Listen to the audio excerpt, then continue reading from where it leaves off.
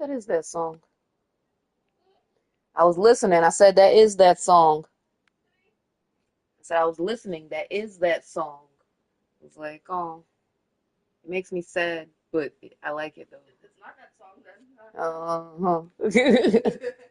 What was the 1999 I bet that's something I would view, and it makes me sad, and I would still sit there and listen to it and sing it. Be having tears and snots flowing. I'd be singing out loud there. Her vocals are pretty nice. They're pretty nice, pretty nice. Can you please, pretty please? Yes.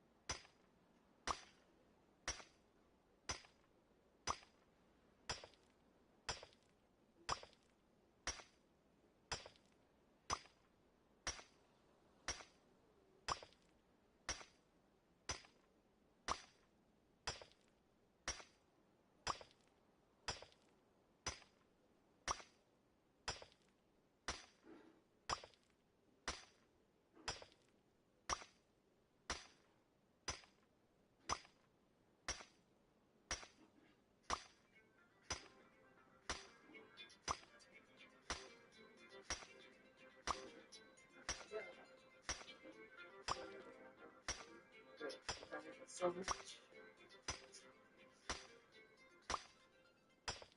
Who the hell is this?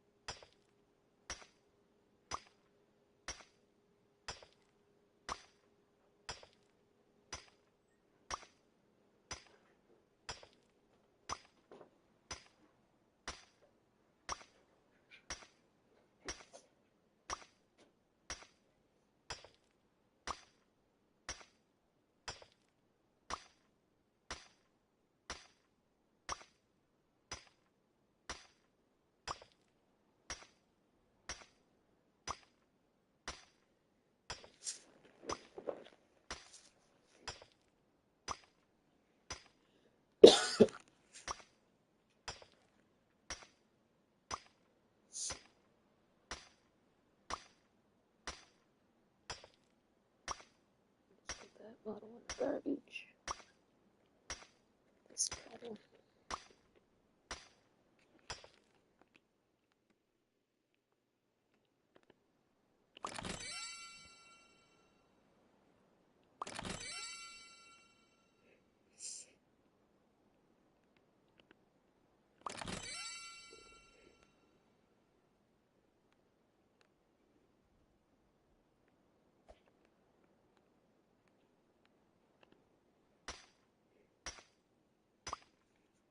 Making our way there. Making our way.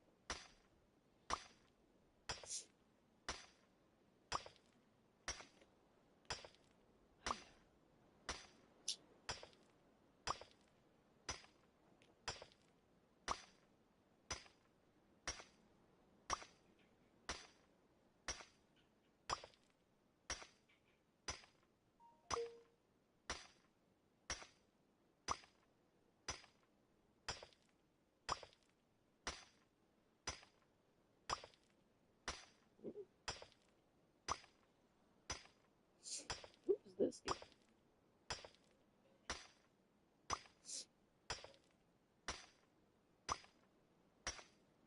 Poultry raising prices.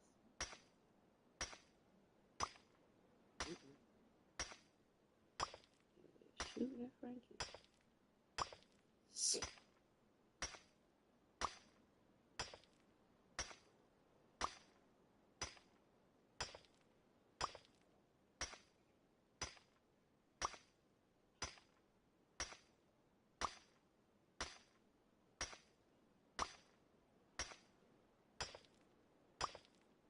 Dang. Harsh words for a dead person.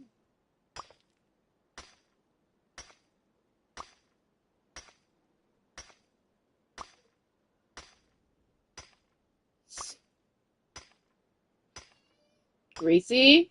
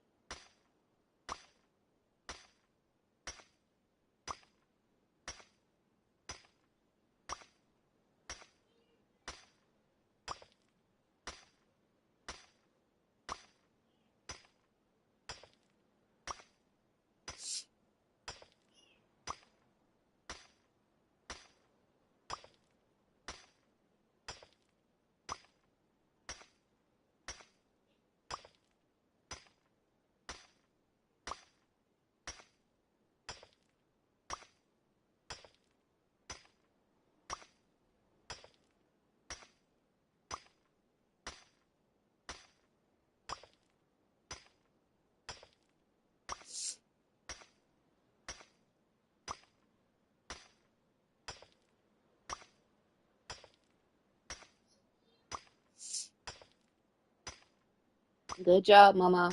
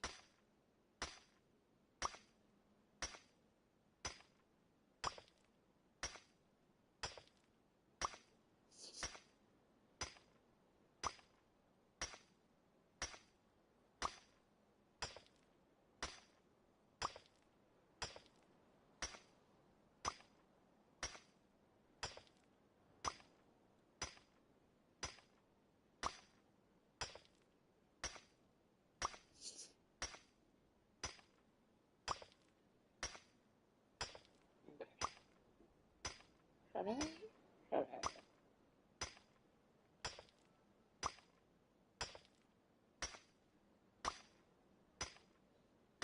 back to the fellas.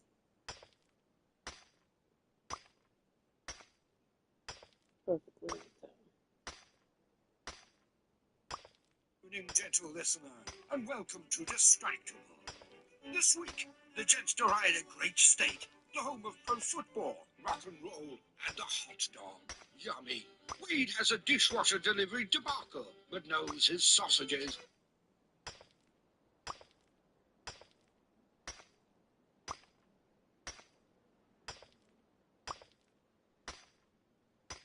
Mark admits he doesn't know what a esculus glabra is, and sleepless Bob soldiers on as states Virginians love this place.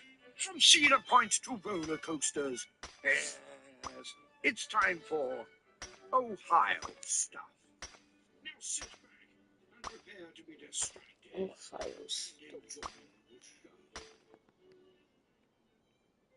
Hello and welcome to another episode of Distractable. I am your host, Bob, because I won last time. I was the only competitor, so a win seemed pretty inevitable, but here we are. Technically, I'm a winner, which makes these other two losers my co-hosts and or today's competitors. As always, they will be Mark and Wade. Who will be? They are. Are you currently Mark and Wade? Who will be? You will be when the time is right. Yeah, if you're new to this show, podcast that we do, releases competition. So that's why I'm a dog and whatnot. I'm a winner. And yeah, these guys are going to compete in a contest of my own creation for points that are meaningless and may or may not even exist. But before we get to that, we sort of skipped over one of the usual two segments we do last week. It was small talk. We didn't do small talk. Everything was a little rhymey and riddly. Well, here there's two of us here. Can you tell us apart? One speaks in rhymes, the other's riddles. Quite smart. Our wordsmith. Jesus Christ. Wait, I'm the host. Does that mean I have to speak in rhymes and riddles? Is that the new rule? I have a tale that hasn't been told yet, and it involves an appliance that can make things wet. You have another new one that you didn't tell? I think you told us about this. Well, I told you we were replacing our dishwasher. I didn't tell you how the lovely people handled our order. Did you get it from Lowe's? Oh, why? Because I had to see for myself what would happen. And what did happen? So, everything was going pretty smoothly. We went in, we looked at dishwashers, and we found one that we were like, okay, this is nice. I will say our house, we had black appliances, and apparently that's being phased out, so we had to go over to stainless steel to try to find black appliances now. We found one we liked, we ordered it, we went through, like, I tried to make sure all the boxes were checked. I was like, all right, when can somebody bring it and install it in the house? Will they haul away the old one? And they're like, yes, and on top of that, do you want these cables, like these new cables and hookups? I was like, you know what? Why not? Be safe. If we don't need them, we don't need them. I can always return them. Put them on. Exactly. Whatever. I want to make sure we have everything we need. Exactly. They were like, okay, we'll probably be about a week out before they can come and do this. And I was like, all right, I mean, if that's what it is, that's what it is. And she looked and she was like, oh, actually, 2 days from now, 8 a.m. And I was like, Wednesday you can do afternoon. Me being the lazy man that I am, I took the Wednesday afternoon. So Wednesday afternoon, didn't quite make it there because Wednesday at like 9:30 in the morning, knock, knock, knock. Hi, we're here with your dishwasher. This is like 2.5 hours early. Yep. They just kind of blew past me, brought it in, set it down, didn't ask me to sign anything. And they're like, all right, see ya. Went up to timeout. They put in. Oh, that's a different team. That's the installation team. We just drop off. Oh, when's the installation team coming? I don't know. You probably set that up whenever you ordered it. Well, today. Great. They left. Did they take your old dishwasher, or did they just leave it sitting like on the floor? That's the installation team's job. Oh, So they brought in a okay, new sure. fully packaged styrofoam wrapped up. They didn't unbox it? They left it sitting like that in front of our garbage can, right in the middle of everything in our way. And then they were just like, peace. So, thinking about you and your fridge woes, I was like, you know what? I'm going to call and make sure that we're good. So I called and someone to look at our order, and they're like, oh man, looks like they didn't put installation on it. You didn't pay for installation. I was like, but I paid for you guys to take away the old one, and only the installers do that. Yep. So if I don't get installation, who's coming to get the old one? Oh man, that's a good question. It's the one I'm asking. Because I said I wanted a dishwasher installed, and I even got the hookups and had the old one hauled away after installation. And as I've been told by 2 or 3 different people now, because 2 people delivered it, literally only the installers will haul away the old one. That is quite interesting. That's quite interesting. But it's not on here, and you didn't pay for it. Hold on a second. Let me give you a call right back. No, that's true. An hour later, they didn't call back. So I called again and got a different person who looked into it. And I was like, yeah, I was supposed to get a call back over an hour ago. No one ever called back. And they said, oh, okay, let me get over there 1 second. They went over. And thankfully, it didn't go much further than that. They were like, all right, this looks like it's a mistake on our end. They definitely should have had installation put on here if they had you go through all this, blah, blah, blah, blah, blah. We're going to make this right. We'll do the installation.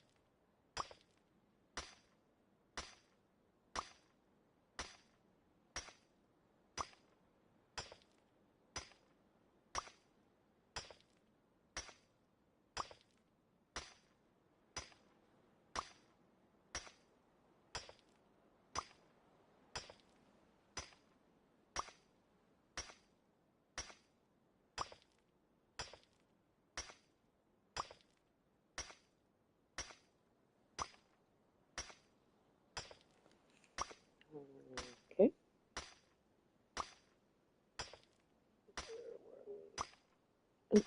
That's true. An hour later, they didn't call back.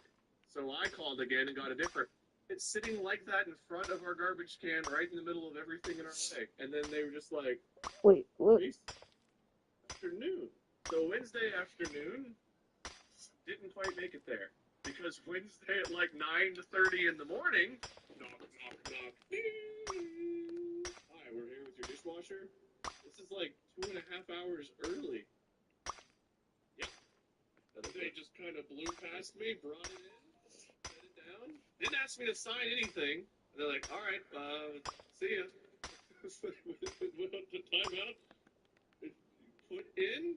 Oh, that's a different team. That's the installation team. We just dropped off. Oh, when's the installation team coming? I don't know. You probably set that up whenever you ordered it. Well, today. Great. And they left. Did they take your old dishwasher, or did they just leave it sitting like on the floor? That's the installation team's job. Oh, So they brought in a new fully packaged styrofoam wrapped up. They didn't unbox it? They left it sitting like that in front of our garbage can, right in the middle of everything in our way. And then they were just like, peace. So, thinking about you and your fridge woes, I was like, you know what? I'm going to call and make sure that we're good. So I called and someone to look at our order, and they're like, oh man, I didn't put installation on it. You didn't pay for installation. And I was like, but I paid for you guys to take away the old one, and only the installers do that. Yep.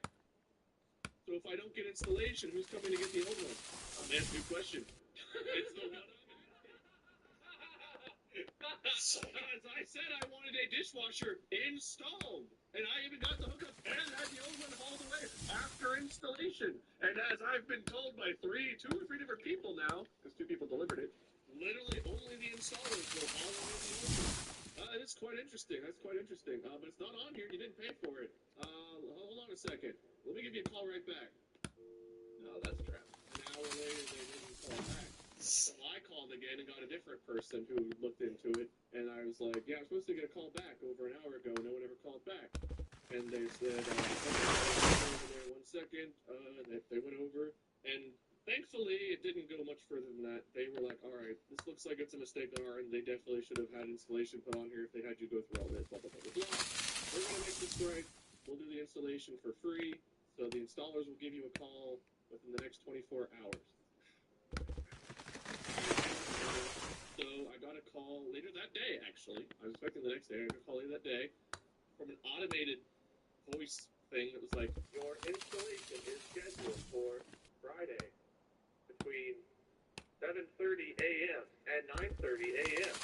If this is okay, press 1 if you'd like to change. I didn't even want them to deliver it before 9 o'clock was too early. 7:30 a.m. Change. If you'd like to change, then you will have to delay at least 7 full business days from your initial installation date. Bro. Anyway, y'all can pick your shit right back up and give me my money back. And I'm just gonna get this shit from somewhere else. Unbelievable. Get this shit from somewhere totally different. Neat. So guess who today was up at 7:30 a.m. for an installation? I can't imagine what it must be like to wake up that early. It sucked because I was up till 4 a.m. And whose choice was that? Up till 4? I can't imagine anything in your life that would keep you up to 4 whether you wanted to or not. Very challenging. Not having a baby or real responsibilities made it to where I had no choice. But we have a new dishwasher that has sort of been run and tested and might work. Stay tuned for the update. It hasn't even exploded or anything. I'm pretty sure they're supposed to do that when they install it He before they made sure leave. water went into it, and then he stopped it from running and left. It sounds like he does it. If water went into it and it didn't come out outside of it, it's probably fine.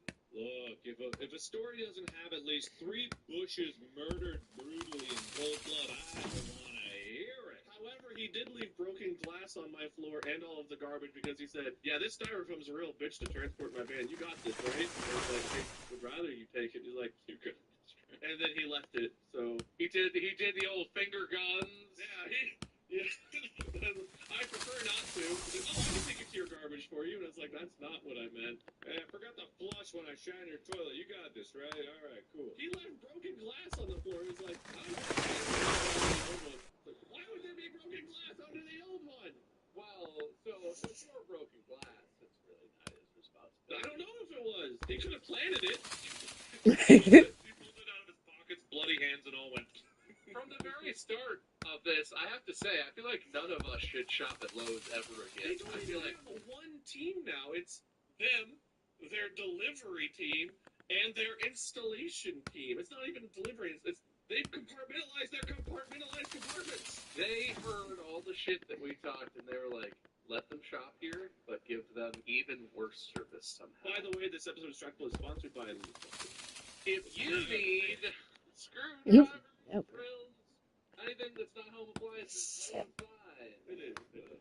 But I how in the world they let me schedule the removal when only the installation team could do it? So, did it ever cross your mind to think like, feel like I know something about this exact store that might affect whether I should buy? I literally did it because, one, I have a better relationship with some employees there, unfortunately, that weren't working there, than I do at other competitors.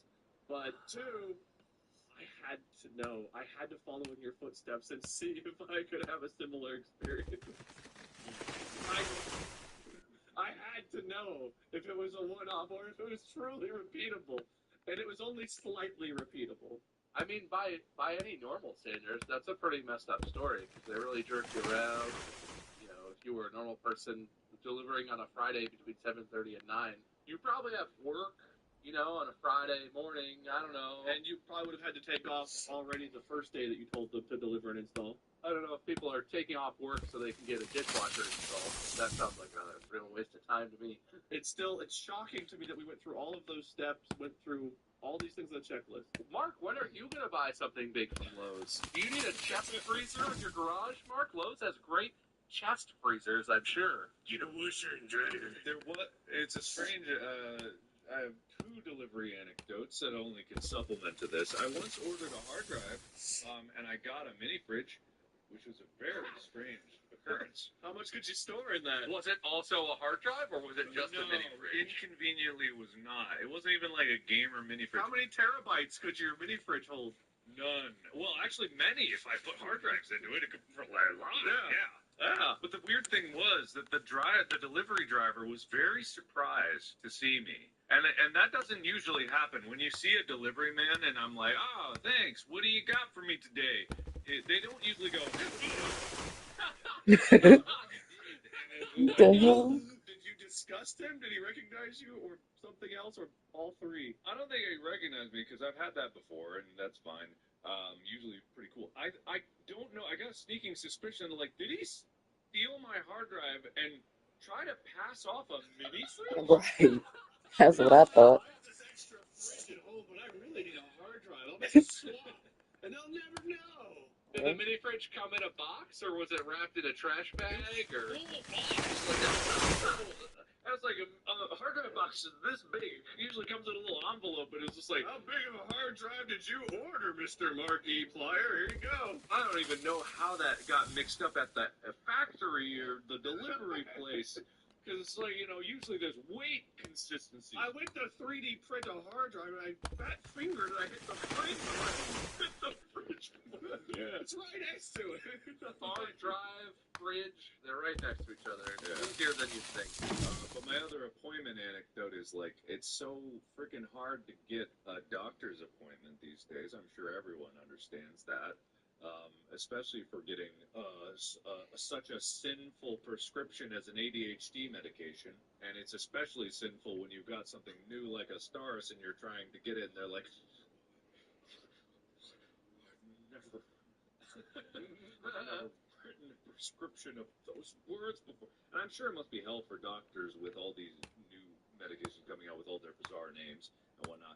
But it was like everywhere I called, it was like, you can't do a new patient. Not even like it'll take a while. They were just like, absolutely not. One of you ADHD person, absolutely. And it was even to the point where I was like, I'll pay like extra, I think, if I can just get it. There's kind of like a time limit on how many pills I got. And, usually with medications, it's not good to suddenly not have it. So can you help me? No. Never. Not for you. Not ever. I think it was like, what was it, Dr. Claw from Inspector Gadget was the one who was like answering the phone for you. You'll never get it, Gadget. That was a terrible Claw. Thankfully, someone very nice actually did like a office visit while I was on set. It was actually very lovely. So they came straight to me and it was well taken care of, and I had no bushes destroyed, and nothing exploded. He did not leave glass behind him, and like my life was only better for the experience. funny, the small talk sparked a thing that I realized I haven't talked about, and it's related to our own Reese? podcast too. So you remember we did that episode on self-actualization, where we talked, and Mark, you specifically talked a lot about ADHD and dealing with that, and people seem to connect to that a lot on the subreddit and stuff. Also, people from hearing what I talked about, a bunch of people online were like, Bob, I'm pretty sure you also might have ADHD, maybe. I did get checked out, and a quick summary of the doctor's visit, as I did all the pre-tests and stuff, and then when I actually saw the doctor, they were basically like, oh, yeah. So yeah, I got diagnosed, and I started my medicine today, and it's gonna take like almost a month for it to really like saturate my system or whatever. Have you noticed a change? No, I'm not doing stimulants, so I'm doing the other. It's basically like an antidepressant, I think, is actually what the medicine originally was, but it's also prescribed for ADHD now. I just started today, and in a couple weeks I should start to see how it affects me and what the difference is. But so I actually am, as a result of that episode, I got checked out, and I'm like getting treatment now. How that impacts me. If it helps, it's going to be dramatically different because I'm having a hell of a time with the baby, remembering stuff and not feeling like I'm scatterbrained. So yeah, that's so awesome. I've heard stories about, I think there was like a news reporter, someone, I should look this up rather than just talk out of my ass. But there was like a news reporter or someone who was like doing a story, and there was like something on their face that like the audience noticed, and like a doctor or something called in and was like, hey, I think you have like a cancer or something. You should go get this checked out. And they went in, and it turns out that they did, but they caught it early. And they just noticed like from a blemish or something on this person's face. You guys could save our lives. The practice you are about to learn is almost never described publicly. The Cave of Brahma can activate a wide range of new powers, abilities, and states of consciousness. We will explore 4 major secrets of sacred geometry. These secrets will guide us into learning a very powerful method which can activate any energy center in your body or energy field. You'll learn how to apply this method to activate the most important energy center in the human head. Yes.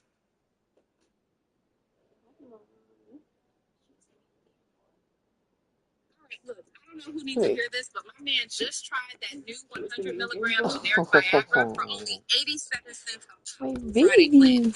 We was having problems in the bedroom, straight up, and it was messing us up, so I we was wanted to desperate. hear it. It That sounded like was. a scam, for I was real, trying to but finish he this. tried it, and let me tell you what went down. He just answered a few questions online. A doc approved a free. You know, words. Is Mark froze? I don't know how to know where the density is like right at the end. Yeah, she be watching. Yep. Yeah, She be. Oh my baby. That's why I like when you turn on the videos and stuff and she be all in it. Cause that be the something come on and she's singing. It's another one that you be playing. Not gnarly. She do some of the dances to Gnarly. And yeah, you know she you know her part.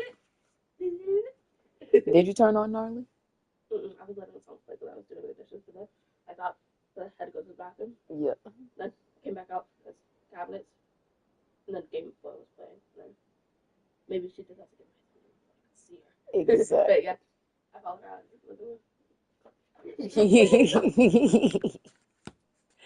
Oh my baby. My babies.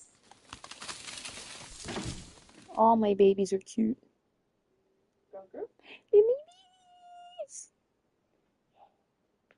Oh, so much pain.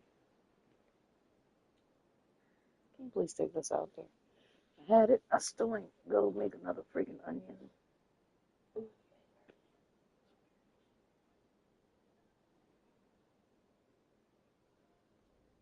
It's a newer one from a newer group. I can tell by the beat. It sounds like something straight out the 90s. Really? Yeah. That's all the hip-hop stuff be. They're, for some reason, so behind, even though they know. No. You see how every time you turn on any of the boy groups and Trell will be like, oh, they doing Michael Jackson. Oh, they doing like, yes, it's annoying, but it's very Like true. They are, as we were talking about Michael Jackson. and he's been dead for the longest. Why you in my fridge? It's not a carrot. It's cheese. This is cheese. String cheese. I like how you ignoring me. Don't no me. I'm talking to you. You better stay out my fridge. Stay out my fridge. What? Whatever. You was singing? Just a Game Boy. You're welcome, baby. One of the members in this group is 15, so it's being other regions. So we must probably be married. Originally I saw and I was You wasn't listening to the music and dancing with your sister? Fantasizing about K-pop idols? Yes. Yes. Okay. Well, I was just checking. There's those big yeses and ews. Oh my god. Say, we be talking all day long. That's why I told you to you. It's the same thing.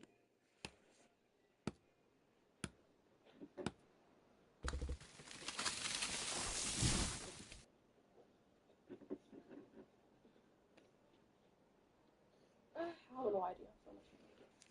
Always. You be dancing. You dancing. Ooh, I got all 600. I didn't mean to get the whole 600. I'll do more tomorrow. Let's take it. All right, 60 archerfish and one more king salmon. Wish me luck. I'll throw this away and finish the Yeah. I'm tired. I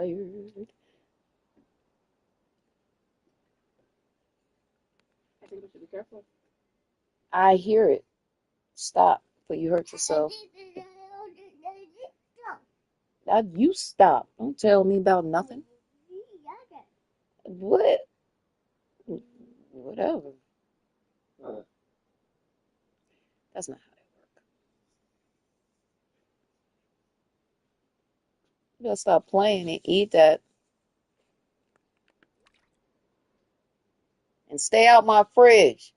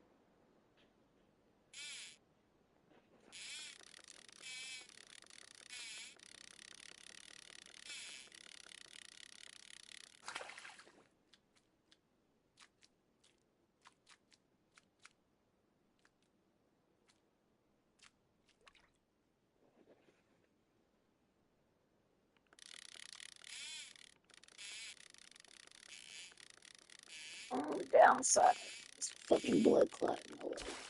Like, seriously. Life always has impeccable timing. I find it hilarious. Like these bad boys back up.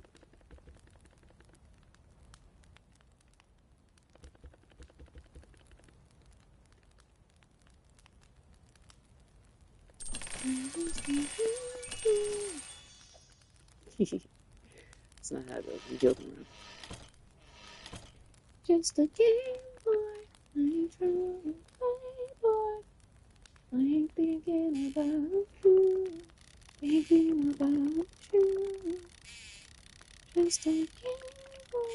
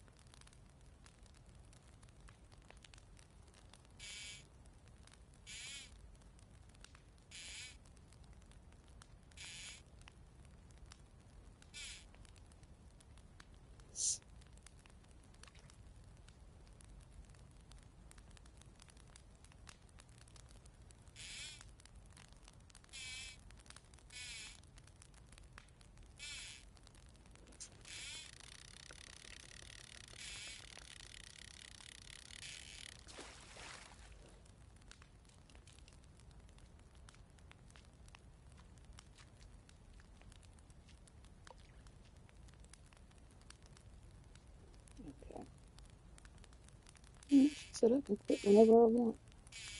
Or Oh, his power. His power. I thought he was really deep. If I can just get it, there's kind of like a time limit on how many pills I got. And, you know, usually with medications, it's not good to suddenly not have it. So can you help me? No, never. Not for you. No, never. I think it was like, what was it, Dr. Claw from Inspector Gadget was the one who was like answering the phone for you. Never get it, Gadget. That was a terrible Claw. Thankfully, someone very nice actually did like a office visit while I was on set. It was actually very lovely. So they came straight to me, and it was well taken care of, and I had no bushes destroyed, and nothing exploded. He did not leave glass behind him, and like my life was only better for the experience. funny, your small talk sparked a thing that I realized I haven't talked about, and it's related to our own podcast too. So you remember we did that episode on self-actualization, where we talked a lot, and Mark, you specifically talked a lot about ADHD and dealing with that, and people seem to connect to that a lot on the subreddit and stuff. Also, people from hearing what I talked about, a bunch of people online were like, Bob, I'm pretty sure you also might have ADHD, maybe. I did get checked out, and a quick summary of the doctor's visit, as I did all the pre-tests and stuff, and then when I actually saw the doctor, they were basically like, oh, yeah. So yeah, I got diagnosed, and I started my medicine today, and it's gonna take like almost a month for it to really like saturate my system or whatever. Have you noticed a change? No, I'm not doing I'm stimulants. gonna go get me an auto fisher. I'm doing the other. It's like an antidepressant, I think, is actually what the medicine originally was, but it's also prescribed for ADHD now. I just started today, and in a couple weeks, I should start to see how it affects me and what the difference is. But so I actually am, as a result of that episode, I got checked out and am like getting treatment now, and we'll see how that impacts me. If it helps, it's going to be dramatically different because having a hell of a time with the baby, remembering stuff and not feeling like I'm scatterbrained. So yeah, that's a positive outcome. I've heard Nice. stories about, I think there was like a news reporter or someone, Big and I short. this up rather than just talk out of my ass. But there was like a news reporter or someone who was like doing a story, and there was like something on their face that like the audience noticed, and like a doctor or something called in and was like, hey, I think you have like a cancer or something, you should go get this checked out. And they went in, and it turns out that they did, but they caught it early, and they just noticed like from a blemish or something on this person's face. You guys could save our lives. Is Mark frozen or? Oh, His power I just thought he was dipped. really deep and pondering. Hello. Yeah, how's it going, man? Welcome back. I was afraid your power went out completely. It did for a second. There are storms, but it seems to be back. I might dip again. But then my computer was like, oh, we're going to update. Perfect. Excellent. We saw it. I was talking, and you just had this expression. So for like a good minute, I kept talking, thinking you were just really not interested in what I was saying. Yeah, before we both noticed your text, it was just stuck like that, and we were like, Mark? I was like, dude, I'm done. You can talk now. Mark? yeah. The last thing I remember saying was like, that's great, Bob. I'm so proud of you. All the power went up. We talked for a couple minutes about other stuff.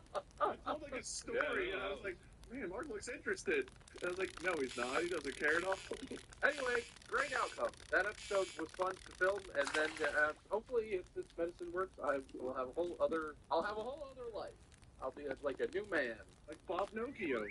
who doesn't just forget everything the moment it goes into my ears and out the other side. That still happens. Yeah. That'll still No, I know happen. it's That not. don't go Yeah, away. it's not going to be that dramatic, but I do hope that it helps me feel less. So lately I've been so tired with the baby. Right, the baby is a lot. I feel every time I like walk into a new room, I have that feeling of like I just woke up and I don't know what's going on. But it's constant. I'll walk from one room to the next and be like, why am I in here? What's happening? And then I'll just be like, never mind, and walk into the next room. Same shit. It's like constant. I'm hoping it helps. I just got 3 texts from Mark. It looks like he was having computer issues. Yeah, that was me. My computer saying to update. I just got the text. I was very confused. I was like, oh god, he's gone again. But he's moving this time. I'm here. I'm always here. This is where I just get the soundboard and me just like, The ship is yeah, if I just did that and then put a few rhymes in here, you'd never know I wasn't here. You'd never know. Good small talk. We skipped a week, so we had a lot saved up there. But good small talk, guys. Should we move on to the topic of the episode? Oh, I guess if we have It's to. a fun one. About a lot in our own individual context and together, and people make fun of us for. Dicks? I don't talk about dicks a lot. I gotta be honest. Yeah, me either. Well, I mean, we did have a whole podcast about that before this. Yeah. Oh, that podcast we did with Jock. The Jock, our friend Jock Septiceye. Well, 3 peens was technically involved peens. I mean, that's kind of dicky. I never saw that as a penis related at all. I thought that was that changes how I feel about that completely. It's like vegetables, what that was about. Like I thought, yeah. I had schlong on the mind every time. But all right. Anyway, go on with your topic. Today's topic is Ohio. And why Pushing we're along, allowed but to make fun of it for being a hellscape and a shithole, but you're probably not. Unless you're from Ohio, because that's the rules, right? Everybody, isn't that the established rule? Is people from Ohio are always like, yeah, Cleveland, the river lights on fire, and of course whatever. they beat stuff, because that's his son. total What the hell? hellscape. But if someone who's not from Ohio tries to talk shit about our state, that's not cool. I need to check. I'm That sorry. episode was fun to film, and then I stopped hopefully listening and if started this reading a better bunch of work, different I stuff. will have a whole other, That's I'll have on a whole me. other life. I'll be like a new man, Like Bob Nokio. who doesn't just forget everything the moment it goes into my ears and out the other side. That still happens. Yeah. That'll still No, I know it's not. Yeah, it's not going to be that dramatic, but I do hope that it helps me feel less. So lately I've been so tired with the baby. Right, the baby is a lot. I feel every time I like walk into a new room, I have that feeling of like I just woke up and I don't know what's going on. But it's constant. I'll walk from one room to the next and be like, why am I in here? What's happening? And then I'll just be like, never mind, and walk into the next room, same shit. It's like constant. I'm hoping it helps. I just got 3 texts from Mark. It looks like he was having computer issues. Yeah, that was me. My computer's starting to update. I just got the text. I was very confused. I was like, oh god, he's gone again. But he's moving this time. I'm here. I'm always here. This is where I just get the soundboard and me just like, The ship is theses. yeah, if I just did that and then put a few rhymes in here, you'd never know I wasn't here. You'd never know. Good small talk. We skipped a week, You so by we myself? had a lot saved up there. I'm by my lonesome. Should we move on to the topic of the episode? It's kind of cool. Oh, I guess if we have It's to. a fun one. It's something we all talk about a lot. It's in our nice to own have individual help and context company and and together, and people make fun not of us that other for it. Randy, but I don't talk about dicks a lot. I gotta be honest. Yeah, me either. Well, I I do mean, like we did the have a isolation. podcast about that before this. Yeah. to enjoy again. Why I can't play the other games I'll be wanting to play. Where the stupid dicks get in the way. Why I can't be empty like this when I'm playing those. Well, 3 peens was technically involved peens. I mean, that's kind of dicky. I never saw that as a penis related at all. I thought that was that changes how I feel about that completely. It's like vegetables, what that was about. Like I thought, yeah, I just. I had schlong on the mind every time. But all right. Anyway, go on with your topic. Today's topic is Ohio and why we're allowed to make fun of it for being a hellscape and a shithole, but you're probably not. Unless you're from Ohio, because that's the rules, right? Everybody, isn't that the established rule? Is people from Ohio are always like, yeah, Cleveland, the river lights on fire, and whatever, all this stuff. It's a total hellscape. But if someone who's not from Ohio tries to talk shit about our state, that's not cool. They need to check themselves before we wreck them. Yeah, exactly. So today we're going to talk about all the stuff in Ohio. I'm not going to say that's good, but it's mostly good. But all the stuff in Ohio that is. I have a list, and it's not, I mean, I made it. I compiled it from sources, but it's not like comprehensive. It's like between 30 and 40 things that I would consider to be Ohio things. Things that are quintessentially Ohio-y. From Ohio, about Ohio, all kinds of stuff. And I want you guys to basically take turns trying to guess all the things that are on my list. I will give you a point for every thing that's on my list that you successfully guessed, but I will also give you points if you come up with something I don't have on my list, and you can convince me that it is something quintessentially Ohioan. Because there's probably stuff I'm missing. There's probably stuff that's a little bit more regional that maybe I'm not aware of, that maybe you guys are. Because I grew up in Columbus. You guys grew up in the Cincinnati area. There's probably something, I don't know. But anyway, Ohio stuff, and we'll take turns because there's a lot of low hanging. So they fruit all here. built like So that. I don't want one person to just like blurt out a whole bunch of shit all at once. Does anyone want to volunteer to go first or to not go first? Do you guys care what the order? Doesn't matter. I'm happy to go first, but Mark, you want to go? Me, I'll go first. All right, Mark, give me something that is Ohio. Skyline. Boom. Point for Mark. Yes. Yes. The only city with a skyline. None of the others touch the sky. I should probably track these. Hang on. That's a good one, Mark. Fun fact, Skyline and my family are probably the two main reasons I haven't left Ohio. I don't want to leave Skyline Chili behind. I love Skyline Chili. Are they equal? Yeah. Which one of those two things do you like more, Skyline or your family? Do I have to be honest? Yes, always on this podcast, of course. Skyline might mean slightly more to me. That's kind of messed up. Because I can always come back and see my family, but I crave Skyline every week. I've thought about opening a Skyline franchise in LA just so I could eat at it. That's a bold step. I mean, like, I feel like I could do it, and like I'd promote it on my channel, and I'd show up there and be like, hey, it's my Skyline. Eat here so it can stay in business, please. From what I know, there's one Skyline Chili in Orlando, Florida now. What? Wow. It opened near the Disney Resort because somebody here trained, went down there and wanted to open a franchise. Yeah, you can. You just pay. It's like any other franchise, right? It's just like whether or not people will eat. I would not, and what any Ohioan would not, but what others might considered watered down chili, which is not what it is. No, it's correct chili. It's not watered down just because it's not the chili. It's just not Texas style chili. It's just a different style of chili. Exactly. It's a different type of chili. It's perfectly acceptable. It's Greek in origin, I believe, actually. You know what I was stunned by with Skyline? Is how much protein is in Skyline meals. Really? Like, you would think that being mostly spaghetti, it wouldn't have. But if you get a regular, it's like around 45 to 55 grams of protein. Really? What about like a coney with a hot dog? I mean, we would have a bun, but like... Same deal. It's like a very even split of carbs, protein. That's a very protein-dense chili. Yeah, it is. It was shocking. And I think it's like probably even protein-enriched pasta or something like that. There's a lot of protein in it. A couple of my in-laws came to stay with us recently, and we took them there. They'd never had it before. And they'd heard about there being cinnamon in the chili. And as they ate it, they were just like, I feel the cinnamon. I can't get over the fact that there is cinnamon in this, which is weird to me. I don't know why cinnamon is such like an interest, like why is that such a stopper? I'm sure there's all kinds of weird things and like food people just never know about.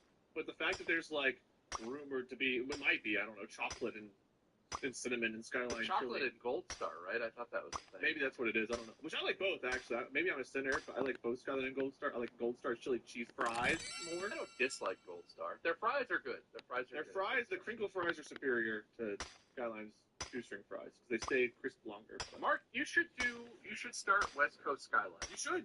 Please. I feel like if there's a thing I've learned about Ohioans, it's that people who are from Ohio are just desperate to get the absolute hell out of there. And I've lived in North Carolina, and now we live in Northern California. There's a lot of Ohio people in both of the places that we've lived, and they're not close to Ohio or connected to Ohio in any meaningful way. Well, everyone is Ohio. Always have been. There's just a lot of people from Ohio who are like, oh, I got out of that shithole. Thank God, I live here now.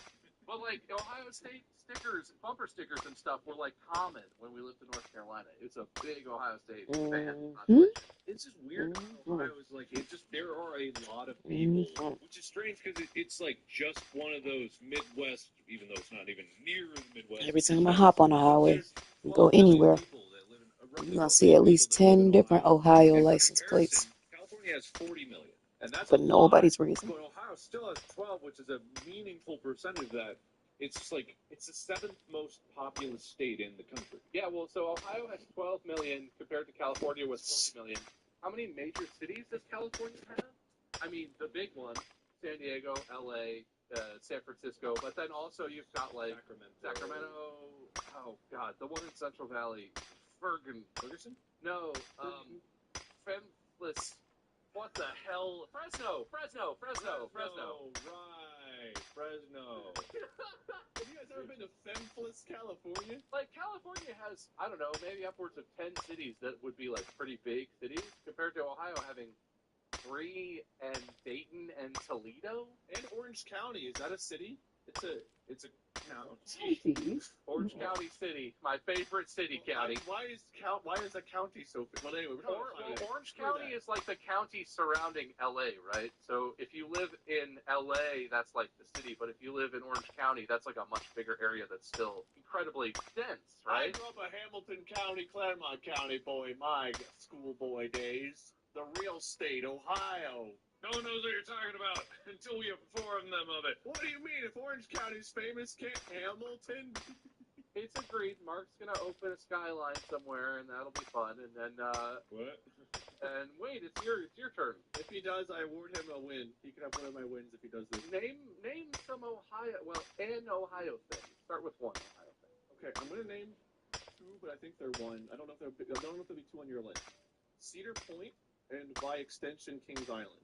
I think Cedar Point's the more well-known. It's the theme park, tons of roller coasters, well-known roller coasters. And whenever I mention Ohio to people that aren't Ohio people, they're like, "Oh yeah, you guys have Cedar Point." That's one of the first things people name. They've heard of Skyline Chili and they know about Cedar Point. I did have those as separate, but I think that's one. Cedar Point bought Kings Island, so I feel like I mean they're not like super tightly related because Upper Sandusky, where Cedar Point is amusement park.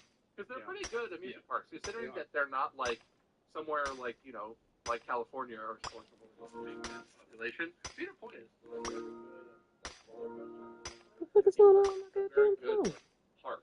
The Midway is really good. That has a lot of they're good amusement parks. I think because it's like Damn it, and then Midwest, all the way it's not back. even near the Midwest states, but there's My 12 million phone. people that live, roughly 12 Doing million the people most. that live in Ohio.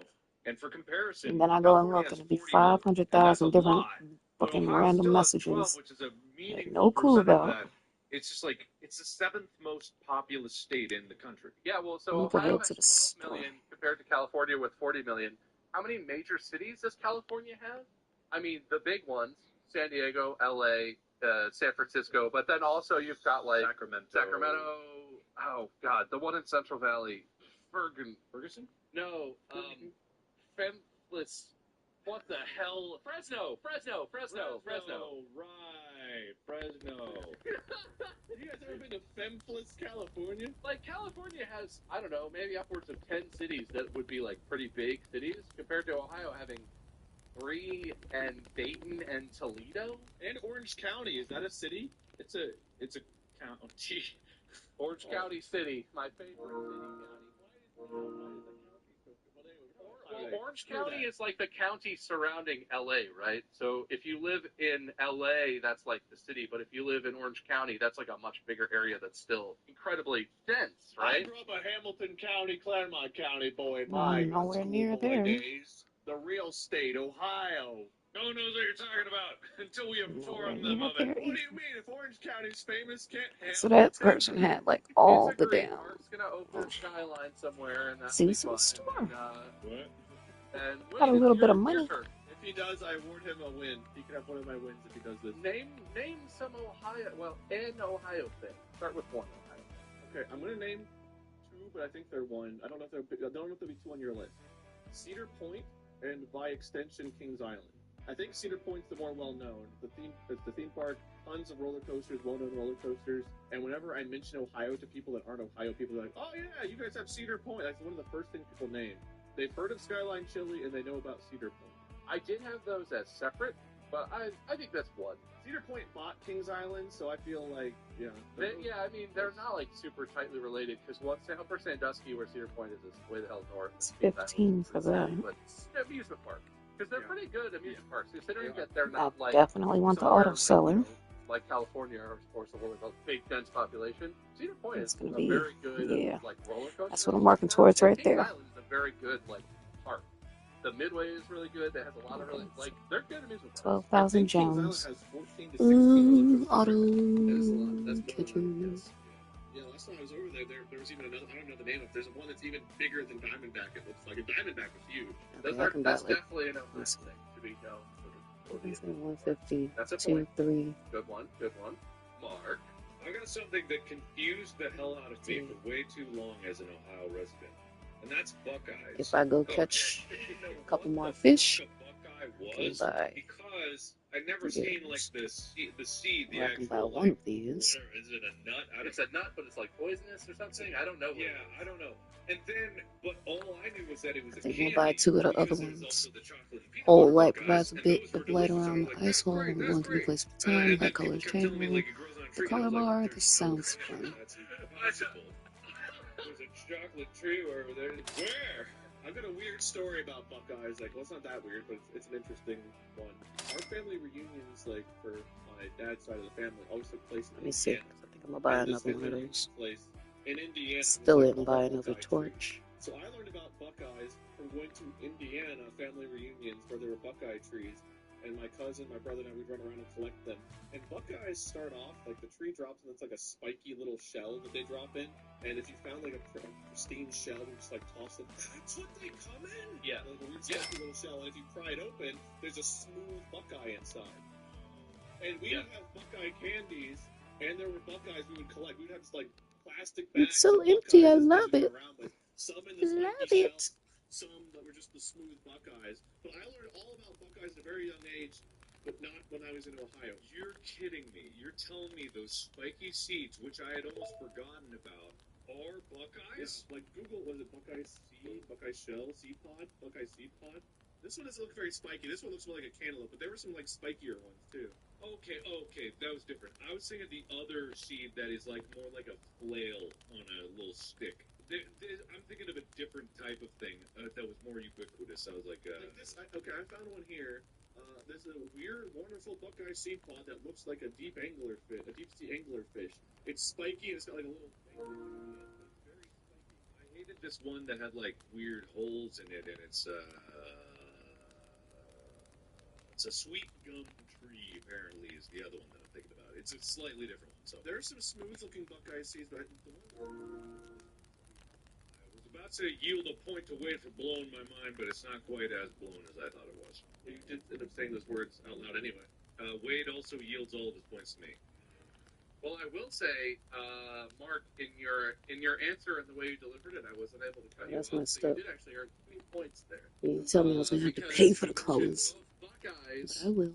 and Buckeye candy, more Gotta get this specifically. other thing Take first. that, Wade. You got 2 roller coaster parks. You You only got will. 1 point. I got 2. I found the double. Well, you did see the point to I which took up 2 blowing your buckets mind, and which I am going to one. count. No, I said almost. I didn't see explode. I said almost. I appreciate your generosity, Mark. I said almost. I'm I gonna also purchase said that one. he yielded all his points to me.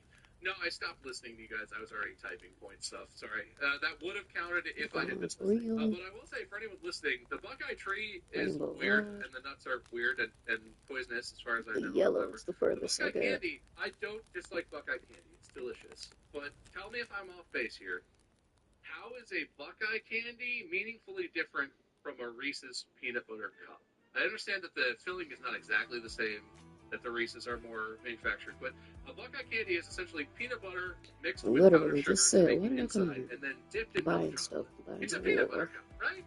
I guess. I could not tell you because I never made them. I think the way it's made, or at least the chocolate always tastes different, but then again, I'm sure Reese's has their own chocolate recipe, so they always taste different. But It would be like if you homemade a peanut butter cup, because Buckeyes usually are made with nicer chocolate and are tasty, but they're not as like waxy as the chocolate is in like manufactured peanut butter cups. But like, there's not a difference, right? to me, it was a less delicious peanut butter cup. So I haven't eaten a lot of Buckeyes before. Less delicious. I like Reese's cups more. Oh, Sorry. well, that might cost you a point right there. But. I haven't had a Buckeye in so long, I wouldn't even know how to compare it. Okay, well, I'm sure there's a bunch of Ohioans already in the comments or on the subreddit or something. We're like, no, it's different.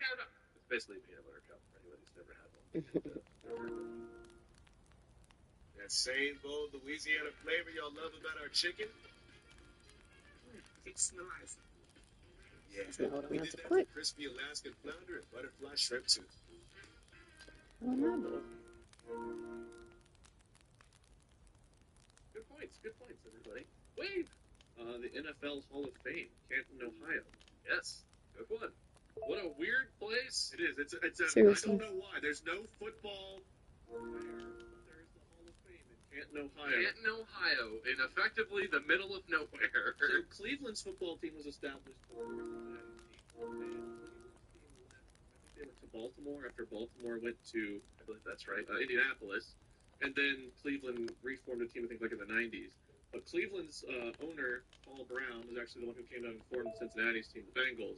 And I have no idea if he has anything to do with why Canton, Ohio. I don't know why the NFL Hall of Fame is here, but it is. I think we have all of one player in it. I'm sure the Browns probably have a few. In our lifetimes, until the last couple seasons, Ohio is a bastion of mediocre football at best in terms of professional stuff. It's not been good. It's been a hard team, a hard place to be a football fan. But not for the last couple of years. Yeah, for the last couple of years, still some heartache in the last couple of years, but better. Hey, getting all the way to the Super Bowl is pretty fun, even if you lose, compared to being, say, I don't know, they've been there 3 times ever. The Bengals have. I'll take it. But yeah, no. Why are all the best football players in American football history forced to go to Canton? Who can tell you? I'm sure there's a reason, but we don't know, and I'm not going to Google it. I'm just going to give Wade a point and offer Mark the next opportunity to give me some more Ohio stuff. I bet this one isn't on your list, but I'm willing to make an argument for it. Not on the list is bonus points. Jerry Springer, former mayor of Cincinnati. Jerry Springer. Jerry Springer is indeed on my list because he is a Cincinnati man, former mayor of Cincinnati, like you were saying. Oh, wow. And indeed, I associate Jerry I did Springer not with know Ohio. that. Rest in peace, Jerry. That the Springer show turned into the icon of people shouting at each other over pregnancy tests. He actually did you know, early on in the years of the Jerry Springer show, he tried to make it more of a hard-hitting talk show. He addressed serious social issues in a much more respectful way and had serious experts on. But then the producers realized that the ratings were way better the more dramatic the show was, and so it was steered slowly away from really serious talk show about serious issues toward the reality show that people are familiar with the Jerry Springer show. Right. I didn't know that, but that does make sense. That usually is how it goes. Because that makes a lot of sense, because he was the mayor of Cincinnati. He was kind of a serious political figure. He's kind of an Ohio guy, and then the show is mostly known for the ridiculous era. I mean, in our lifetimes, I don't know him as the mayor. I know him as the Jerry Springer show guy. Everyone here knows of him as being the mayor. It's just it's hard for me to connect it because I was so young that it's I don't even know if he was a mayor in our lifetimes. I don't know when he was the mayor, but in my memory, it's the Jerry Springer show. And, oh yeah, that guy who watches fights on his show used to run our city. Interesting. But the world doesn't have a thing for the legacy of the Jerry Springer show. You're welcome. Jerry. Mayor from 1977 to 1978, so not a long time. You know what? I did know that. He has mentioned that before. Good one, Mark. It's from Ohio. Wait, Before I this one might be a contentious could acknowledge that Ohio was a place and existed. I knew at that time it was New York and Florida. But the actual first flight test or whatever took place in Dayton, so that I think it's the inverse. Oh, License plates say first in flight because the first actual flights of the Wright brothers aircraft took place in Kitty Hawk, North Carolina. But the Wright brothers are from Dayton, Ohio. Yeah, that's where they designed the first plane. Ohio license plates say the birthplace of aviation. But they designed it in Dayton. They just must have flown it there. Yeah, they lived and worked in Ohio, but then they went down to North Carolina because of, I'm not sure why, but there was some reason, money or facilities or something. I don't know. Yeah, it was something like they wanted some unregulated backwater wasteland to test their plane. They were looking for a hillbilly hellscape to do whatever they wanted to, and they were like, North Carolina. It was something about ideal wind conditions or some shit like that. And then they did their first mud skipper hop in North Carolina, and then they went back to Dayton and did the real flight. But yeah, okay, North Carolina can claim. Yeah. So that is a contentious thing because North Carolina's their default plate says first in flight. They claim that very, very much. For me, it's all right, North Carolina. that's the license plate I had the whole time. If I would have paid attention to that, I would have chose one of them other ones. They also. Wright-Patterson, the Air Force Base. Yeah, Wright-Patterson Air Force Base. And the fantastic show that they have, the air show they have at Wright-Pat every year. Super fun show. Yeah. So I like read up a lot about aviation history. I think when I was there. I don't remember. I know that I learned. I don't know what I learned, but I learned something. Airplane stuff, you know, aviation. Yeah, airplane stuff. Was Wright Patterson on the list? You know what? Yes. One of the last things that I put on my list, right before the Football Hall of Fame, was the Wright-Patterson Air Force Base. Mark, wait, you know what? Technically, though, it's on there for a different reason. Do you know why Wright-Pat is nationally significant? I have no idea. It might be related to how and why you learned so much while you were there. A place where you might learn about the history of something. One of us speaks in riddles, the other in rhyme. The museum. The National Museum of the Air Force is located at Wright-Patterson Air Force Base in Dayton. That's probably where I learned all my things that I definitely remember. I'm going to give Mark half a point. Hey, you give him as much as you want. I just want you guys to be happy talking about Ohio with me. I was waiting for. I'm gonna give Wade that point. All right, I'm going to give Wade another point. No! You said you were giving him what you had. I'm giving Wade the half a point to Wade and half a point to Mark. Okay, out of fairness. Out of fairness. 1 half to Mark, 1 half to Wade for Wright-Patterson Air Force Base. There you go. Fair. Okay. Somehow. So it's Mark's turn to talk about Ohio stuff. I don't even know if this is like something Ohio is known for. How Dayton is apparently, the more I've learned about Dayton, the more I learn about these horrible, horrible things that occur from Dayton. And it was like #1 in human trafficking at some point. And I was like, Dayton? Oh, Ohio. Literally, no. This is what I associate with Ohio. Sometimes it's like Dayton. How? And I would just like think about that, and I would be like, it blew my mind about like, and I don't know if it was just Cincinnati shitting on Dayton, or if Dayton actually was the hub of this stuff. But What a fucked up way. Dayton is like the unliked step sibling of Cincinnati, like to Cincinnati. no, that's I what don't Dayton know is what's to true, me what's too. just like us shit-talking Dayton. But maybe that's true. But I think that's what Ohio's known for: shit talking Dayton. People in Cincinnati just sit around Answer. and are just like, what sort of rumor should we start about Dayton? Well, do we talk more shit about Dayton or Cleveland being in Cincinnati?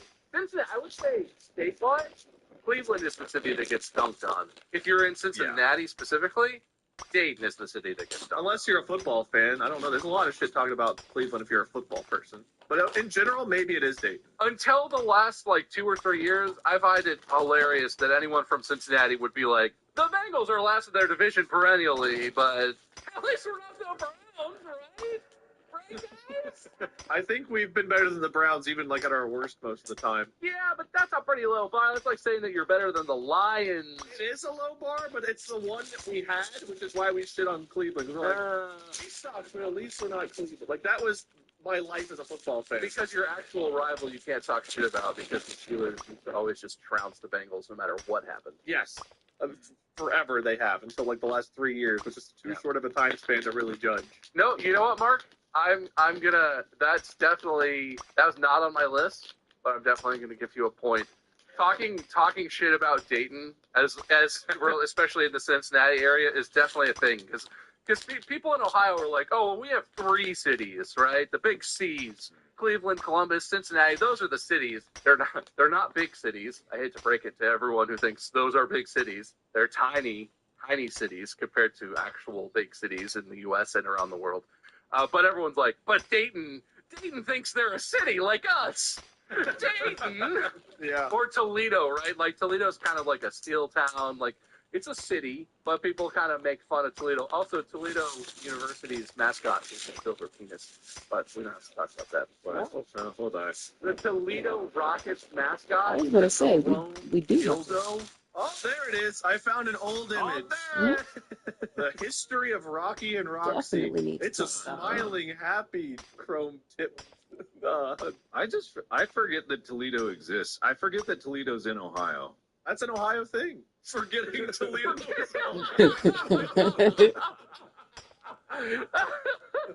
Believe it. Yeah, all right.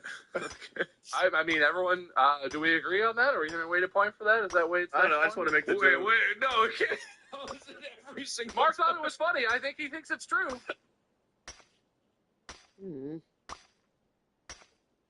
The hell is wrong with my damn phone? Why is it always... If it ain't one thing, it's the next. I don't know if forgetting Toledo exists counts. That's definitely not on my list. You don't have to go with that one, Wade. It's your turn next. You can pick anything else you want if you don't want to run with that. If I may be so bold. Wait, red. Oh, red. Hey, if you wear contacts, this is about to change your entire life. I've been ordering my lenses from 1-800-Contacts, and honestly, I didn't realize ordering could be this easy. Other than I'm trashing my stuff all the time, I don't mind. Hot dogs were invented here. I just have to actually go get my glasses, but I don't mind them. And Thomas Edison I always thought they were adorable, especially if I'm able to fucking see. So I just figured I'd splurge some of my knowledge. I'm pretty sure oatmeal, like Quaker Oats. Two German towns vie to be the original birthplace of the modern hot dog, Frankfurt and but the people of Vienna also claim I'm trying to see what this I'll be talking about.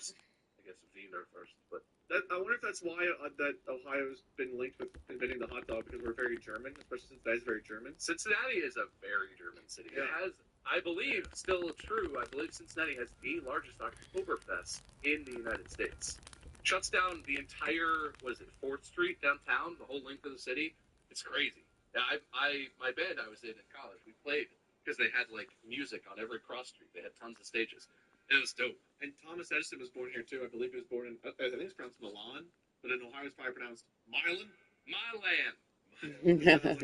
That's definitely how it's pronounced in Ohio. Harry Mosley Stevens, a Niles, Ohio native, first sold what would be called a red hot dachshund sausage. Well, you know what? That makes sense. Red hots, then. Red hots were invented in Ohio. So maybe not all hot dogs universally, but red hots is like a big thing in a lot of Ohio. They're like bright red, like food coloring red hot dogs. Yep. I'll give you that. I like that. That's interesting. Harder than they fucking ever should be for a hot dog. I'm like, are you sure it's not a sausage? It's still good though. They definitely hot. But are they sure that they made what they said they made? It's like worst is kind of very German. But I actually, when I was in college, before I switched, I was in music education, so I was doing like teaching courses and stuff. So dark. I taught a part of a class in a German TVs language school in downtown Cincinnati. Watch that shit don't even fucking work. Very German. I only took German in high school, so I speak like you just did some more shit to say you did some shit. To students in a school where they're teaching them German. But it was fun. Interesting fact, Wade. You got me. Mark. Rebuttal. We're coming to the end, and I will say the points are tight. So I'm gonna increase the amount of points based on how fascinating, important, or other arbitrary criteria that I'm not going to explain or lay out for you. I think your last couple answers are. So if you've written on anything that's fantastical or cool or grandiose, the craziest shit you can think of about Ohio, hit me with it, and I'll give you bonus points. Yeah. I don't know why you look so pressured. So they give you 4,000 coins. We're all Ohio boys. You know our state, Mark. It stressed me out for 4,000 coins. Gotcha. God. Yeah, this thing I can't go inside though. Concerned about me and all of Ohio for that. Can't put nothing so in there. Close to Pittsburgh and Pennsylvania that it actually had very little impact on Cincinnati. Yeah, I discovered a new town in Ohio. What was it called? Really didn't discover very well. What was the town that it occurred in? East Palestine, Ohio. That was what it was. And so, this was a horrible train derailment that, for some reason, seemingly kept getting swept under the rug and then brought back out because it was another horrifying chemical that was spilling all over the town. And then, the repercussions of it were being seen, and, everyone else was just it was just this kind of horror show that was occurring, and it was just as if it was a completely normal thing, and it opened up my eyes to all these different, train infrastructure problems that have been occurring for years and years and building up over time, and how it's even though the vast majority of all of our shipments run on rail, I forgot I had them auto fishers. There's a lot of things like Technically, that I am making money. I'm pretty sure when we were in high school, I just forgot about elementary school, whatever, throughout school, so many teachers had talked about how the education system in Ohio was deemed unconstitutional by the Ohio Supreme Court or United States Supreme Court or something, and nothing has ever been done to fix it. But they would always just bring it up. trains and education. I don't know. It is interesting, isn't it, Mark? Because that train derailment and the way they handled the chemicals, what they decided to do was release the chemicals into the air and ignite them for some reason, and that was the best way to deal with it. So it released like this huge plume of very, toxic looking, not very healthy looking stuff. It's so crazy because for like a couple weeks there, suddenly there were tons of train derailments. So now I can actually go chill And in the come to mine find out, across America, and get my there are gems. literally hundreds, if And not I'm still thousands, getting of my train fish. derailments every year because Yay. our relatively shitty, poorly maintained rail system and or vehicles that travel on the rails just sort of happens. Then it's not always like some horrendous chemical that's causing major environmental damage. But it's crazy, isn't it? Suddenly no one's talking about that. Even though Yes, the of course, I can just ecological pay fallout in East Palestine and surrounding be areas is ahead almost like definitely not everybody over. else, but And, probably nah, drinking water will be it issues don't for feel good if extended I'm not periods of earning time it. and all this stuff. But that's kind of just got swept away, isn't it? That's weird how that happened. Yeah, it's very strange. I don't know if cover-ups are exclusively an Ohio thing, but it definitely seems like it's trying to occur to some extent. Well, that's true, but definitely, I would say if we're talking current events, yeah, I think that's probably one of the things Ohio is most known for right now is big train chemical derailment and fire explosion situation. Well, way to bring up the mood, Mark. So hence why I didn't want to go into the bonus round with that one, but it was the one I had. I'm going to give you an extra point for that for being topical Have you gotten a and big bringing fish? up important issues that literally no major media outlet had any interest in covering for any amount of time, and is mostly, from what I've seen, if you want information about it, it's basically available only on social media from people whose lives it's directly impacting or who are doing on-the-ground journalism, and that's just interesting. Yeah, and you can still help out the people of East Palestine. I'm sure there are fundraisers that can help the cleanup effort, or more specifically, there should be agencies that are in place that, and the company responsible taking care of the cleanup effort. Some sort of environmental protection agency maybe should be doing something more to help, or some sort of liability sort of thing should be placed on maybe the company whose train it was, whose tracks it was to maintain, whose chemicals it was. Yeah, I don't know. But, it's only the people that are being affected, so it's only not the profits. Tens of thousands of humans who might be poisoned or have long-term health effects, or who for generations might have to deal with their surrounding ecological systems being irreparably damaged. Who knows? I mean, even as far down here, they were talking about, like, the different water companies and stuff were sending out, like, memos to all of us, like, hey, this is how things might be affected. This is how we're treating it. It shouldn't be an issue. As long as the chemicals show below this number, you'll be fine. And we're adding an extra layer of this to try to remove the chemical. So, like, even though I'm not that close, I think we're Cincinnati's like 200. Probably like 3.5, 4-hour drive away, right? Probably. Yeah, but the roads here aren't like straight lines. I figure more That's like true. It matters. So I try to figure out. I think we're like 200. Cincinnati as a whole is like 200, 250 miles away from East Palestine. But like the Ohio River runs all the way down to Cincinnati. And people that get their drinking water from the Ohio River, obviously, are going to be affected by it. So they were like, here, this is what we're going to do. It shouldn't be an issue because it's going to be less than this number, and yada, yada, yada. So, yeah, they just sent out the whole, like, you'll be fine was kind of the memo we all got. Which we will. That chemical dissipates in a few dozen years. Yeah.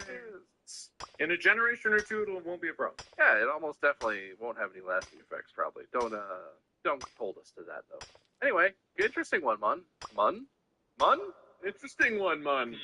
Interesting one, Mun. Is Mun getting points for that? Yes, Mun got an extra point. Unfortunately, that's neither of you. But you did get 2 points for that, Mark. So good. Okay, If we really screw this up, Mun gets to host the next one, Mark. We got to be careful.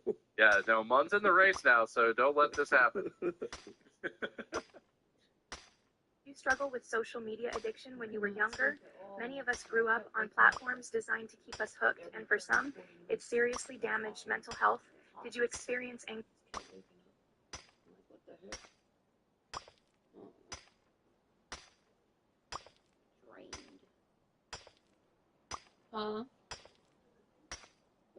Nah. Definitely don't want to go to sleep. But I'm just thinking. Guess I'll figure out in a second. I don't know. Anxiety, depression, eating disorders, or body image issues? Did you have thoughts you shouldn't have had as a kid? These Open my platforms door, weren't accidental. and then the internet start acting up.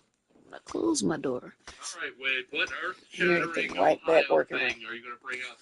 It's going to blow my face off and earn you so many points. This one's also not that uplifting, but I'm pretty sure Alcoholics Anonymous was founded in. It's interesting, but certainly more solemn of a thing, I guess. I believe it was back in like the Just thought about 20s, it. 30s, 1920s, Hi, 1930s. baby. Two guys formed.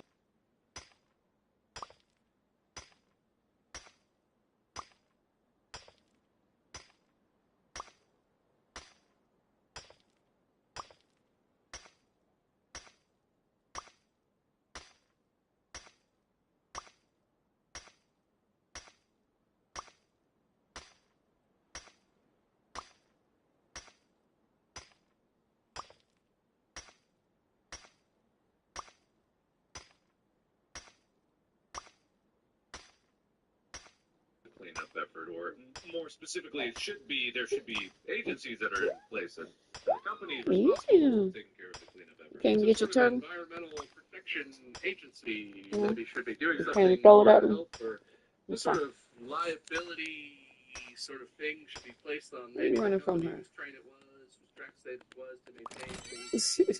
Silly. But, you know, it's only the people that are being affected, so It's only not the process. tens of thousands of humans who might be poisoned or have long-term health effects. Okay. For generations might have to deal with their surrounding ecological systems being irreparably damaged. Who knows? I mean, even as far down here, they were talking Reese. about like, the different water companies and stuff were sending out like memos to all of us, like, hey, this is how things might be affected. This is how we're treating it. It shouldn't be an issue. As long as the chemicals show below this number, you'll be fine. And we're adding an extra layer of this to try to Reese. So, like, even though I'm not that close, I think we're Cincinnati's like 200. Probably like 3.5, 4 hour drive away, right? Probably. Yeah, but the roads are like straight lines. I figure more like it matters. That's why I try to figure out. I think we're like 200. Cincinnati's a whole like 200, 250 miles away from East Palestine. But like the Ohio River runs all the way down to Cincinnati, and people that get their drinking water from the Ohio River obviously are going to be affected by it. So they were like, here, this is what we're going to do. Shouldn't be an issue because it's going to be less than this I number. called you long ago. So yeah, they just sent out the whole like, you'll be fine. I called you long ago. Memo we all got. Which we will. That chemical dissipates if you don't. In a general.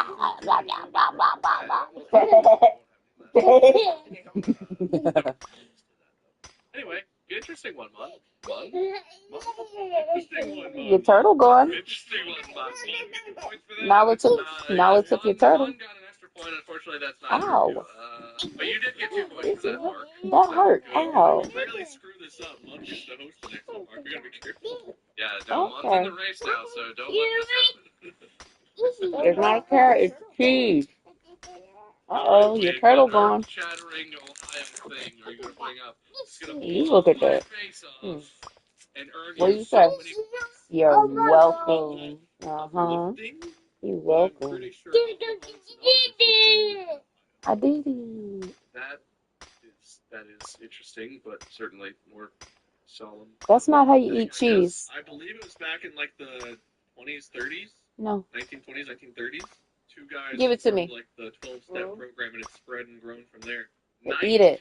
1935, Akron, Ohio. Over there playing That's around. the birthplace of LeBron James, the Akron Hammer.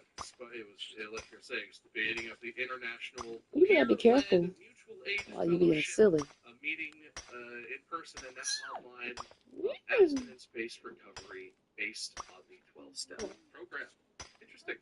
My family has some familiarity with AA, so therefore I'm kind of aware of it. What type of combo sound is that? Alcoholism isn't. Yeah, like AA itself is a good thing that exists. I mean, this is the kind of thing where I'm not.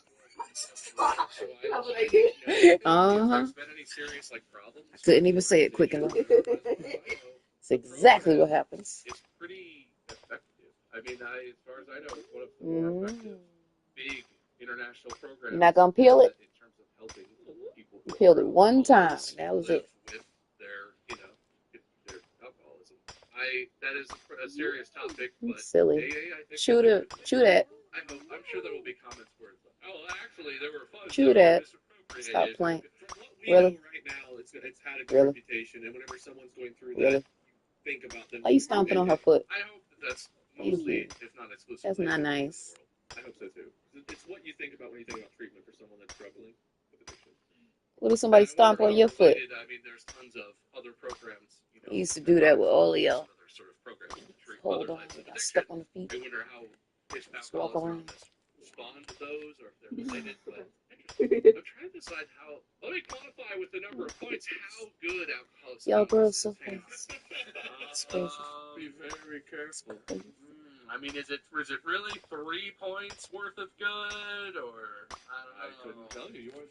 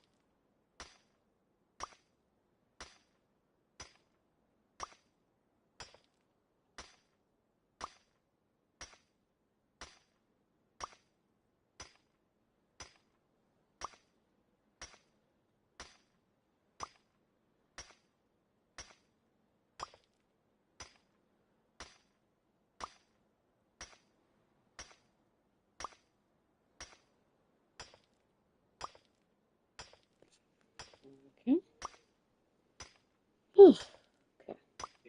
That's 2.5 points. Wait. Take it. How do we get here? Big Ohio thing are you going to bring up? It's going to blow my face off and earn you so many points. This one's also not that uplifting, but I'm pretty sure Alcoholics Anonymous was founded in Ohio. Yeah. That is interesting, but certainly more solemn of a thing, I guess. I believe it was I back in bet you like wasn't the on the list 20s, though. 30s, We hating 1920s, on you. 1930s. Two guys formed like the 12-step program, and it's spread and grown from there. 1935, Akron, Ohio. Mm. That's the birthplace of LeBron That's what one of my James, the homies Akron is. Hammer.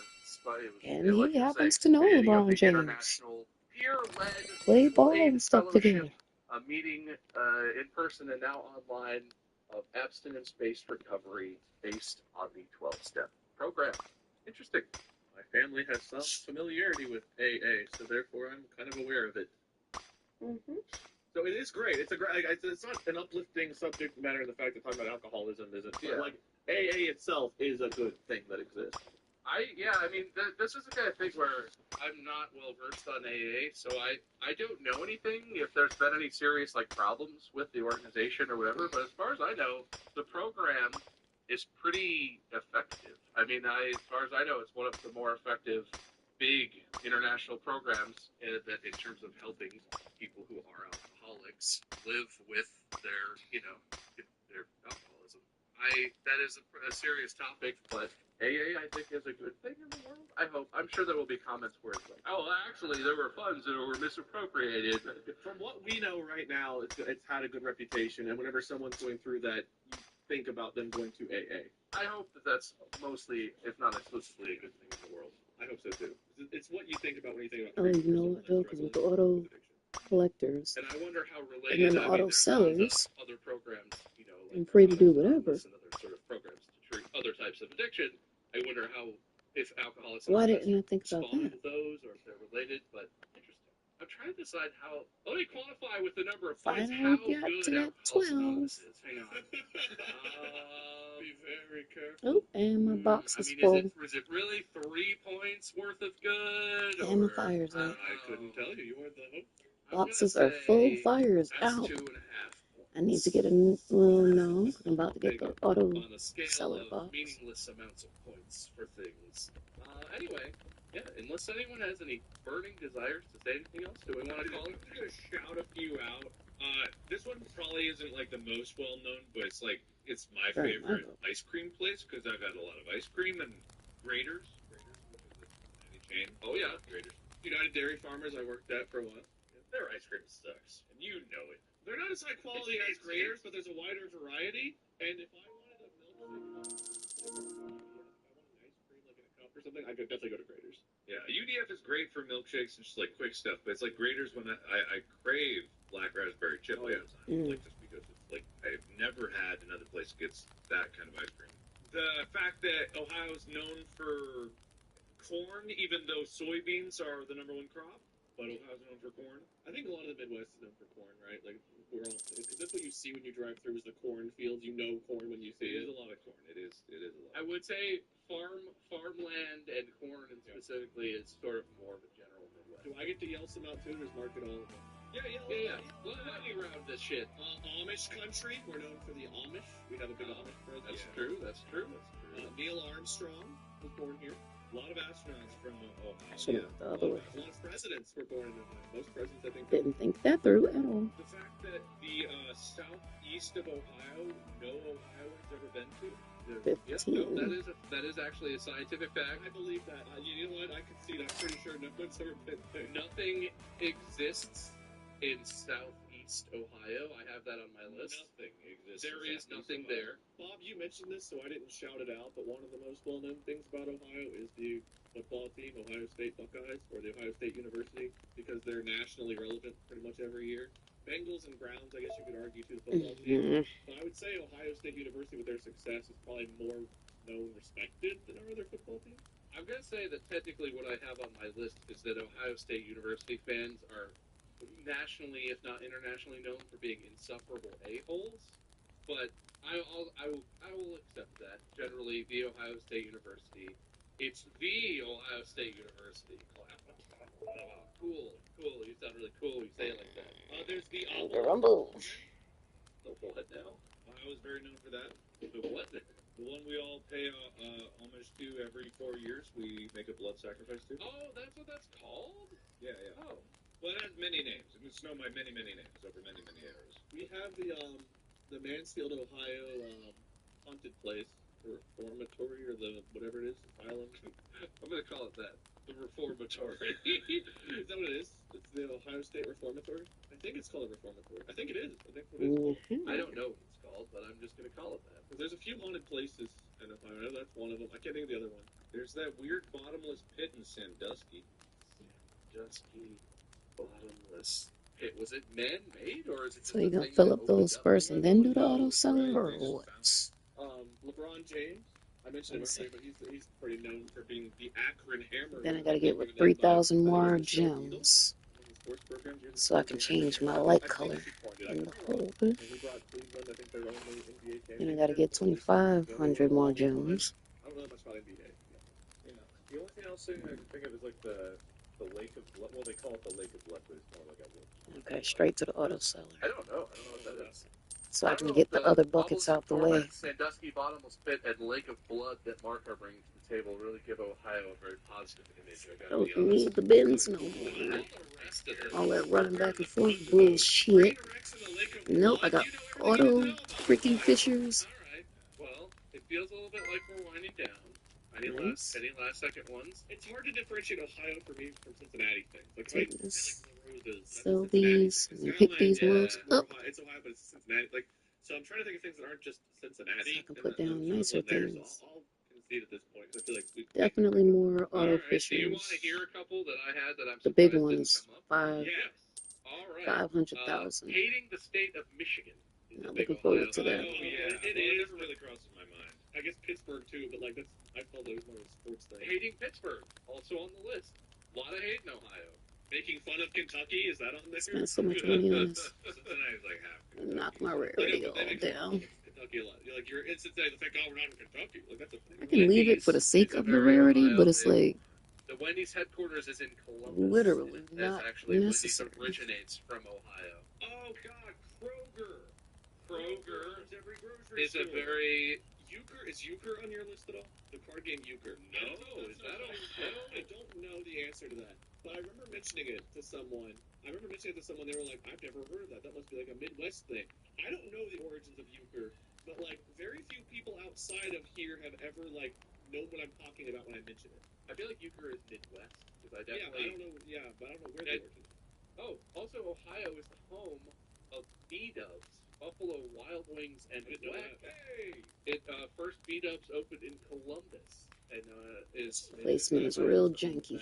The OHIO chant that Ohio people do all of it. That goes along with being Buckeyes fan and whatever. That's what I pieced those two together. Oh wait. Just peep, these were And finished. the only other thing I had that you guys can really touch on is Pokemon are a very Ohio Oh, that's nice. image, except none of the like school mascots or anything of the bigger universities and the sports teams and stuff are Nice. in Ohio. But that's the state bird. Nice. It is the state bird. I didn't realize it was that big of a deal. And the red cardinal is like a very Ohio iconic sort of image sort of thing. But also, it's not very tightly related I to a lot thought- of Ohio stuff. So I don't know why. The Ohio flag. Wait a minute. I do think Ohio. I do want to hear all of that because how the fuck? I thought here they supposedly their bird is the cardinal or whatever. Isn't that what that is? The Cardinals, yes, that's what they do. So what the fuck? Cleveland, I think their only NBA championship, or at least the only one in a long time. Or I don't know much about do NBA. both states share a state bird or like what the fuck? The Lake of Blood. Well, they call it the Lake of Blood. It's kind of crazy. Where is that? I don't know. I don't know what that is. I don't know if the obelisk format, Sandusky bottomless pit, and Lake of Blood that Mark are bringing to the table really give Ohio a very positive image. I gotta be honest. Oh, come on. Well, all the rest of those. We're bearing the brunt of those. Train wrecks in the Lake of Blood? You know everything you need to know about Ohio. All right. I mean- well, it feels a little bit like we're winding down. Any last second ones? It's hard to differentiate Ohio for me from Cincinnati things. Like if I say like La Rosa's, but that's a Cincinnati thing. Like Skyline is more Ohio. It's Ohio, but it's Cincinnati. Like so, I'm trying to think of things that aren't just Cincinnati, and I'm struggling there. So I'll concede at this point because I feel like Luke's name's pretty good. All right. Do you want to hear a couple that I had that I Kind of want to get one of those fish tanks. All right. Like Hating the state of Michigan is a big Ohio thing. Oh yeah, It never really crossed my mind. I guess Pittsburgh Pretty too. cool. Like that's, I felt like it was more of a sports thing. Hating Pittsburgh. Also on the list. A lot of hate in Ohio. Making fun of Kentucky, is that on there? Cincinnati's like half Kentucky, so. I know, but they make a lot of fun of Kentucky a lot. You're like, you're in Cincinnati, thank God we're not in Kentucky. Like, that's a thing. Wendy's is a very Ohio thing. The Wendy's headquarters is in Columbus. It is actually, Wendy's originates from Ohio. Oh, God, Kroger. Kroger owns every grocery Is store. a very... Is Euchre on your list at all? The card game Euchre. No, I don't know if that's is an that Ohio thing. Ohio? I don't know the answer to that. But I remember mentioning it to someone. They were like, I've never heard of that. That must be like a Midwest thing. I don't know the origins of Euchre, but like very few people outside of here have ever like known what I'm talking about. I gotta do my Spanish. I feel like Euchre is Midwest. They want me to do chess today. Oh, also Ohio is the home of B-Dubs, Buffalo Wild Wings, and First B-Dubs opened in Columbus, and Ohio is the home of that. The OHIO chant that Ohio people do all of it, that goes along with being Buckeyes fans and whatever. That's what I piece those two together. Oh, wait. And the only other thing I have that you guys didn't really touch on is Cardinals are a very Ohio image, except none of the like school mascots or anything of the bigger universities and the sports teams and stuff are Cardinals in Ohio. But that's the state bird. It is the state bird. I didn't realize it was that big of a deal. And the red cardinal is like a very Ohio iconic sort of image sort of thing.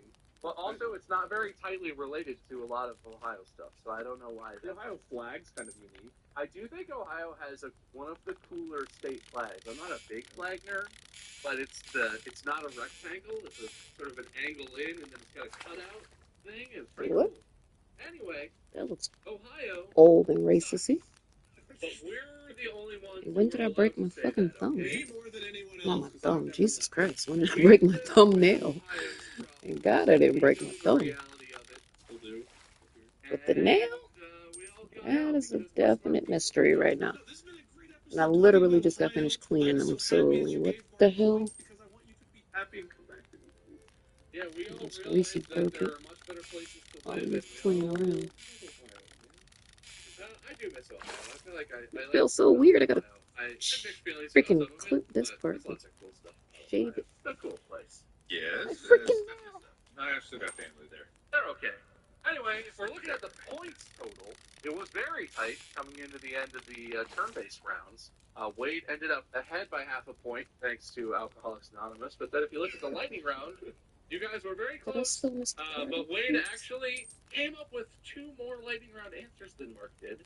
And while some of them were collaborative and some of Mark's were more interesting, Wade included It included a commercial. Yeah, probably. the state of I presidents, mean, which is exactly kind of a big Ohio thing. Wade got Ohio State University, which is a big thing that a lot of people dislike about Ohio. The LeBron James, very famous. I think Wade just nosed it out in the lightning round points to maintain his half a point lead. And because he lives there, Wade is the king of the Ohio episode. He's the king of Ohio. The king of meat and the king of Ohio. Coincidence? I think so. As a successful podcast of the national scene, we have enough authority to override the entire government of Ohio and install Wade as king of Ohio. And that's what we're doing. Oh, it's gonna be a big one. It better be a big one. Never in my Yep. life will I ever do that. I'm a UC guy. 41, So 12. And worth a pretty penny. People do that. When we lived in North Carolina, we still had Ohio license plates. And so I've had that experience where you're like at the gas station and across the way someone's like, OH! And I'm just like, I wonder if people find Alabama's Roll Tide more annoying or the OH thing more annoying. If you're like, I've not a fan heard of the either of those roll teams, which one's more tide annoying? thing Roll way Tide or more, OH? and I've found it. Roll Tide shorter. I make fun of people who be doing that. It's messed up because I definitely know somebody over there very happy about their location. But god damn it. Oh, it's crazy. Who cares about all that sports stuff anyway? Don't you host a sports podcast? Well, Mark, you're today's loser. What do you think about that then? I'm just so glad that me and Bob, two California residents, have the authority to supersede the entire government of Ohio. I think everyone in Ohio will be very happy about that. Any repercussions from this action shall be heaped upon the King of Ohio that we have declared. He is the one there. His address will be written in a text scroll right here below. And so you can find him there with all of your objections. But we say it, though. We say it. They should let me sell my stuff Like how we make fun of that when that I you do already that. bought. Even if it's for like a discount price or whatever. They should still let me sell it back. Get something. Anyway, wait. Winner speech? No, okay, I'm shutting that down right now. Wade's the winner. That's the end. He doesn't have a speech. We'll come back if and when we want to, not because you asked. Yeah, make sure you check out the merch that we have, store.distractablepodcast.com. Make sure you check out Markiplier, Wade at LordMinion777 or Minion777. My username is MySkerm on all of those places where you can watch videos and whatnot. That's going to be it. Another beautiful episode. Next time, the winner, Wade, will host. So if you want to see what happens, tune in. And if you want to actually see what happens, tune in on Spotify, the only platform where you can watch Distractable on video and not just as an audio podcast. That's the end of the podcast. Thanks so much for watching and listening. Podcast out.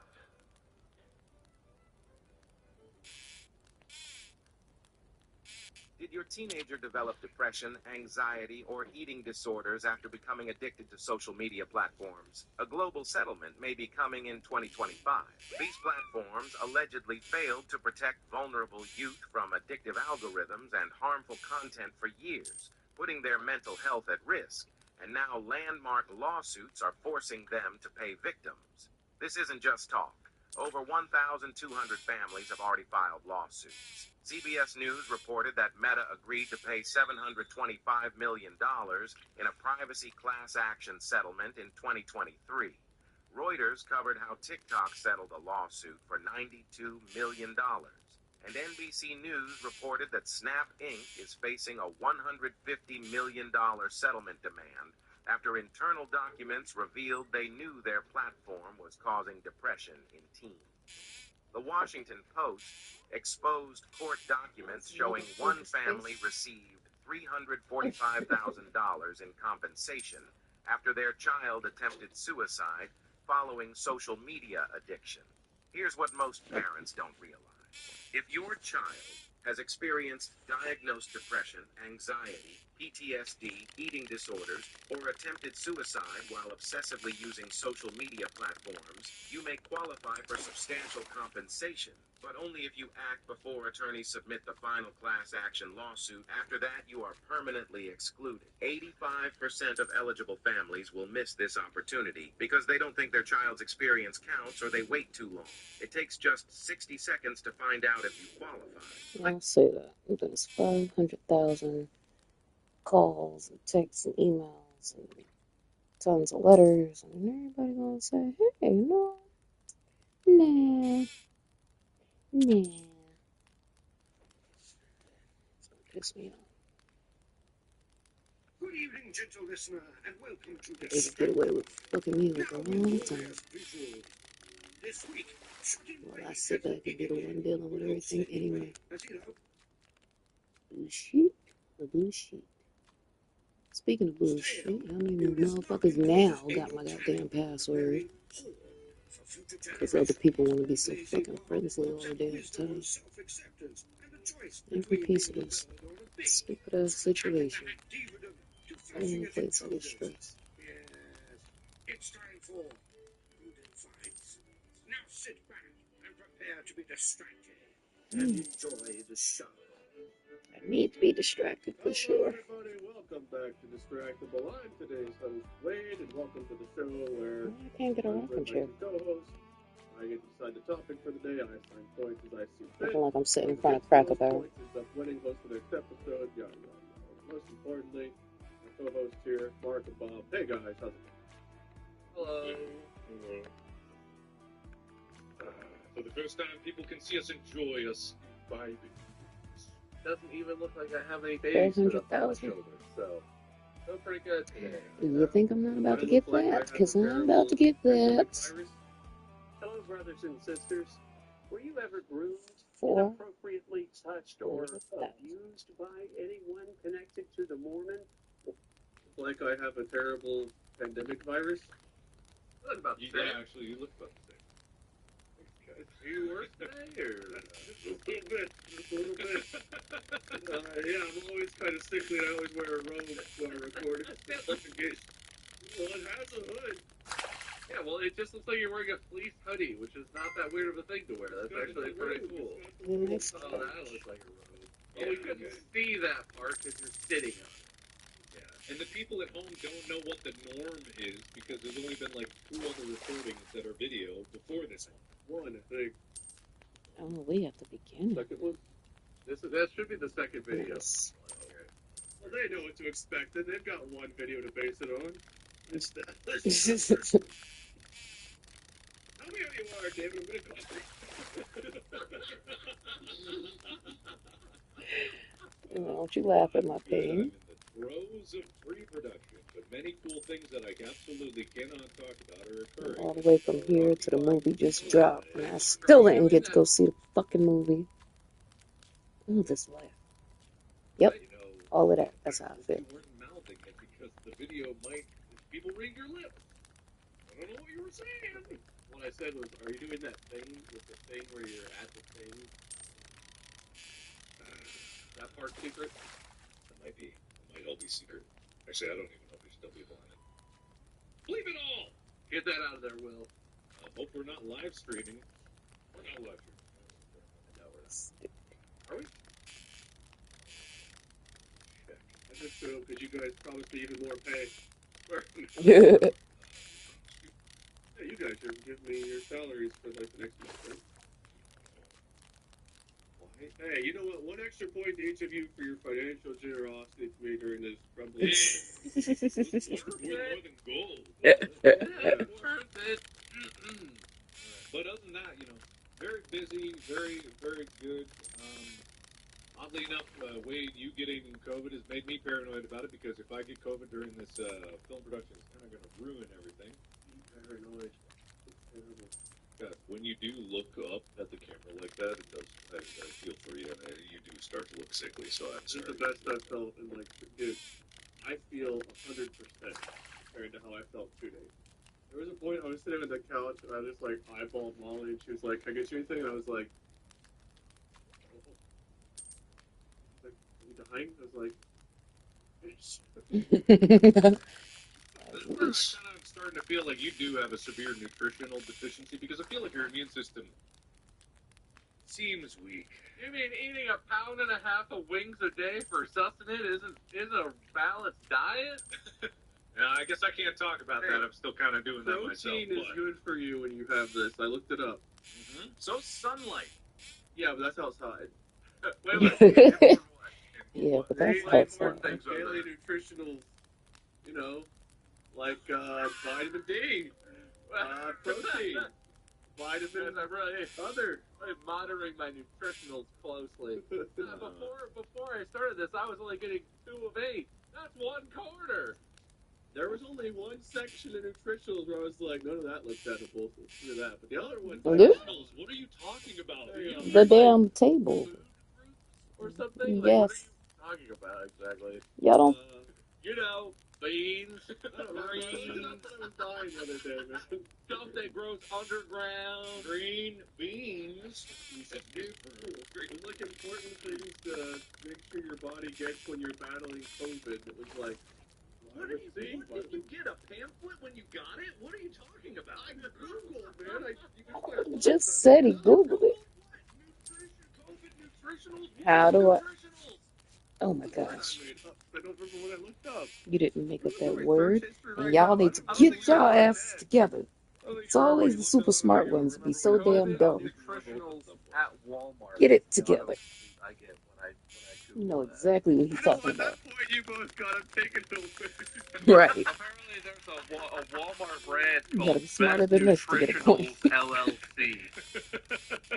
That's not a made-up word, Wade. There's a company of it. That part, as I said, he didn't make up the word. Y'all don't have no sense. Nutritional research. Great. Yep. Man, Yeah. Well, it's good to know you're doing so well, buddy. I'll say about that. Always been better. But, you know, keep up with that eight vitamin multivitamin, you know. All the 8 basic groups.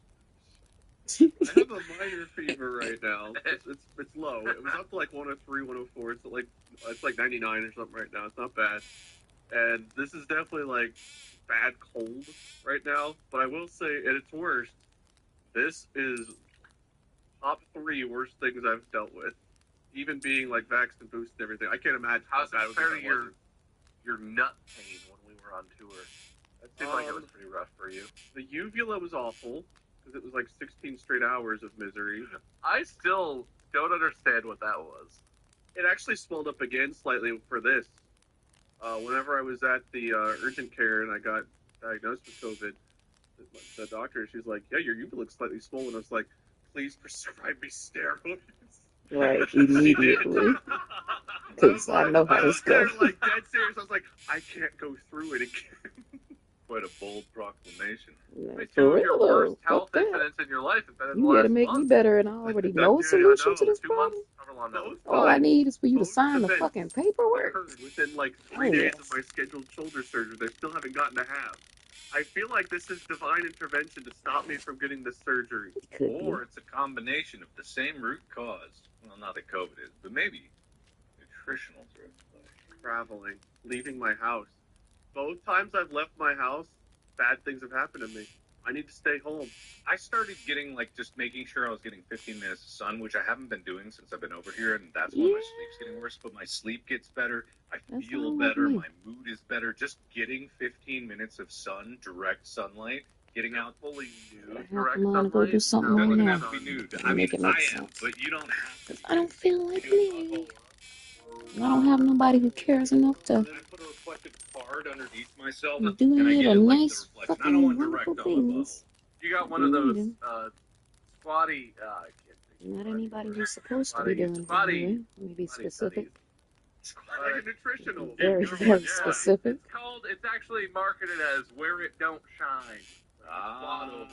That's what it's supposed to be a part of any of it. You forget a More word, it's attitude okay. than I I do. forget a word, it's a whole stampede.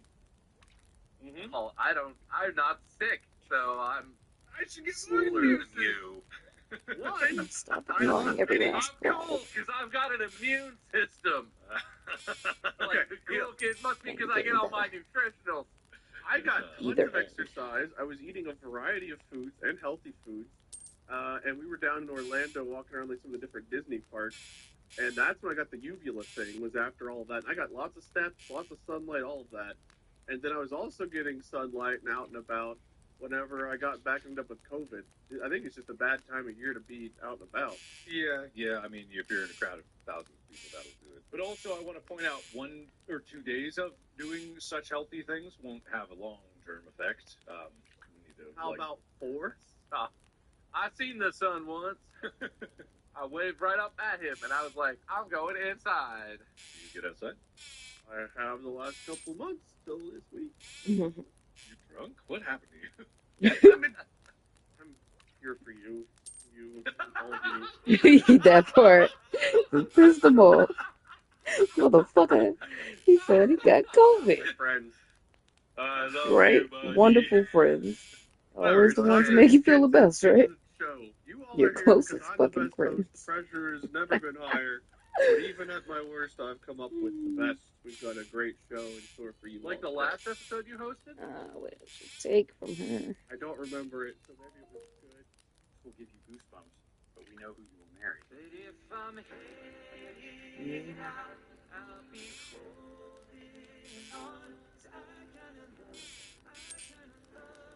Stop singing stuff to me. I can't hit the button. There we go. Episode you hosted? that fast. I don't My remember fingers it, all so gritty. maybe it was good. Okay. What was It's it? the one we almost called Wade's worst piece of shit episode ever. You don't remember? Nope, I'm blocking it out. Don't want to remember. We're moving on. Okay. Well, it was great. It's perfect. You nailed it. Everybody That's gets all I'll a say. mulligan. Mulligan. What the fuck is it? Mulligan. Newligans, boys, kick it in. Newligans, And that boys. was mine.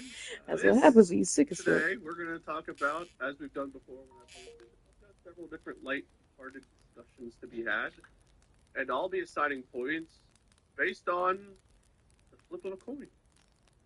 Alright, so what holidays coming up? Clearly there's a secret word that we need to discover and say repeatedly, Oh no! aggressively as possible, Mark. Everybody loves that one. Yeah, absolutely. Well, at the end of this episode, I'm going to tell you I've actually already pre-flipped the coin for all my topics.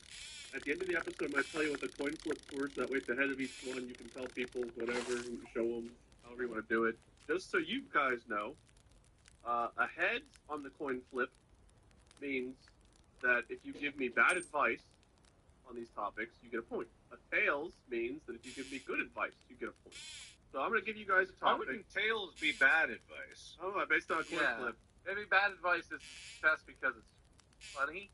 But you know the saying, heads never sheds, tails always fails. So, I feel like look, heads is bad advice, tails is good advice. I'm the host. If you host, you can make it the other way. Alright. I wouldn't do that if I were you. Well, I don't care. Okay. I don't Thanks. feel good. I'm doing it my way, damn it. That You should part. get your 8 nutritional. Shoot. Yeah, wait, how many Fucking other be things me. have you had today? I'm the host today. And I'm sick. You got me fucked up. Well, you really got to determine, like, you got to take in what we say and then define it as good or bad, because it might be, I don't know, maybe it's your criteria what's good or bad. So it's If I said that, different. Y'all On our contracted. I do my topics, shit I off have the a muscle. feeling they're going to go one of a couple It's ways. still If you the guys can same give level of different advice, disrespect. different bad advice, good advice, you can Fuck flip y'all. flop, whatever you want to do. I don't care. But whoever has the most I'm gonna points turn gets around away. and say, fuck me. Our Fuck first y'all. topic. We're going to start off something relatively easy, something relatively chill, something people are curious about. How do you deal with motivation and procrastination? who goes first? Yeah, how do we decide who goes first? Coin flip? Sure, coin flip. I'll flip a coin for this. Okay. Who's calling it? Call it in the air, and we're the opposite of the thing that lands, of what we call. Okay? All right, I don't have a coin. I'm just using Google coin flip. But here, let's go. Learn by watching. Tails! It's in the air. It's tails. So it's not tails, it's heads. Take that, So- Bob. Yeah, Bob, you get to go first. So I get to go first. Does that dictate what kind of advice I can give, or am I You still give free whatever to you want. So the question posed is, how do you tackle procrastination and motivational issues? Yep. That's And the it's deal. already predetermined whether you get a point for good or bad advice. So you just get to guess, and then I'll tell you both of you win or both of you. Really? I didn't even really have to think about this one, because I already have an excellent system for dealing with this. And I have a Probably name been for doing my hella system drugs as well. since her daddy died. It's called Fuck It.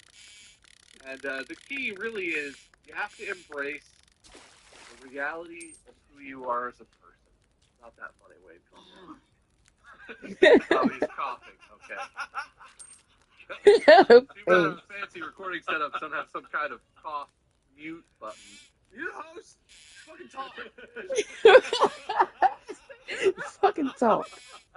I can't tell if you're going to pass out or yell at me. But anyway, the fuck it system is you have to embrace the reality and the truth of who you are. I am a lazy person. I've spent my entire life trying all the systems that everyone online and in books has to recommend to get rid of procrastination and become more organized. Writing physical lists, writing lists on walls or on the refrigerator where you can see it, scheduling things, breaking it down to the minute, scheduling every moment of every day and then trying to follow that. Every version of any productivity thing, stacks of index cards, project management systems where you have Post-it notes and you're organizing them by like, gotta do now, can do do some point, could do later. Making All of that excuses for shit. all these fucking You know what the unnecessary problem problems is? in my The life. exact same reason that I'm always doing stuff at the last possible moment, that I'm always procrastinating as long as physically but maybe possible, they and that I just, always they feel like probably I'm feel like, disorganized and behind on everything in life, is the and same don't reason I you? You're can't still a follow human those like the rest of dumb them. fucking systems. I And that's how spent they 2 fucking know you're days gonna making act. a And whole their thing. I was excuses like, behind it. design this The template, fuck? and It's I'll hard have being this a better list. person, I And swear. if I don't open the list and look at it, it doesn't matter what the fuck I wrote on it, does it? So the way to live with your life, if you're a procrastinator, if you have trouble with keeping organized and staying motivated, is to embrace who you are. To embrace Six-figure job in tech? That's crazy. I need a raise. Yo, boss. So I was just gonna ask. Shit it. to embrace that you will always be that person who at the last minute is like, oh, that's due today, and then you scramble to get that shit done. You scramble to hide away your mess because you forgot you were having someone coming over today and you're a slob. You scramble last second to do the laundry that you needed because you forgot you had to wear a suit for this event you're going to, whatever. Whatever it is, embrace that. Life's going to be chaotic. Sorry, kids. Sometimes you're going to mess up. Sometimes you're going to have to wear dirty clothes. It happens. That's who you are. That's who I am. I've come to peace with it. People might judge me, but I feel pretty good about the fact that I don't put a lot of pressure on myself to change that part of me. I just embrace it and I love it. Mm-hmm. I am who I am. And that means that sometimes you have to pay late fees if you forget to pay a bill. Thank God for online auto scheduling bill payments. Jesus Christ. I have been there. That's my advice.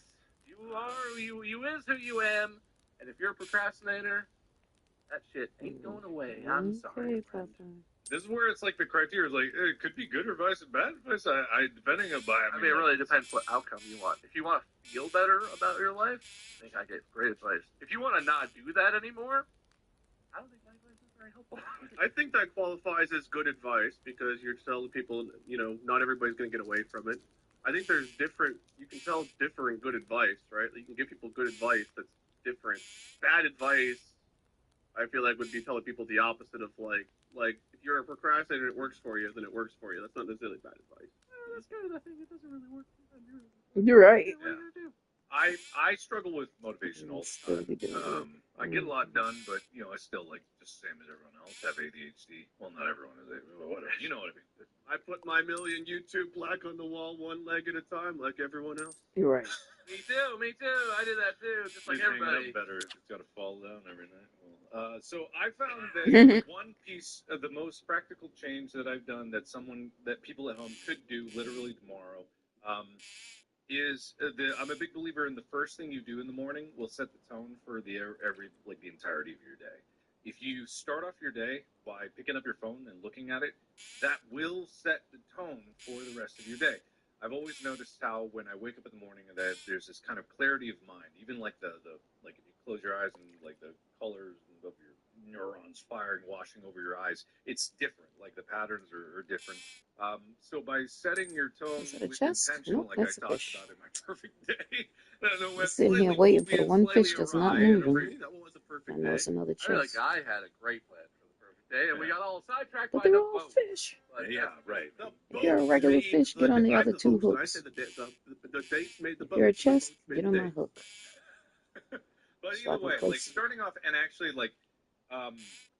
this is not for everybody because it's whatever if you want to do it. But I do find that if not meditation, For the chest. sitting and thinking about There's the my intention that you spot. want to do. You don't have to do it, but thinking about it is important in terms Not of you. putting yourself in the perspective of, okay, I want to do this thing, and your brain will naturally puzzle solve and be like, how do I do this thing? And you'll go, I think oh somebody yeah, I has so many remember I did chests. think through this, because a lot of the motivational struggles is forgetting about Ridiculous. why you wanted to do something in the first place. So I think that avoiding the same kind of routines and loops that get you trapped. I'm not saying never look at your phone.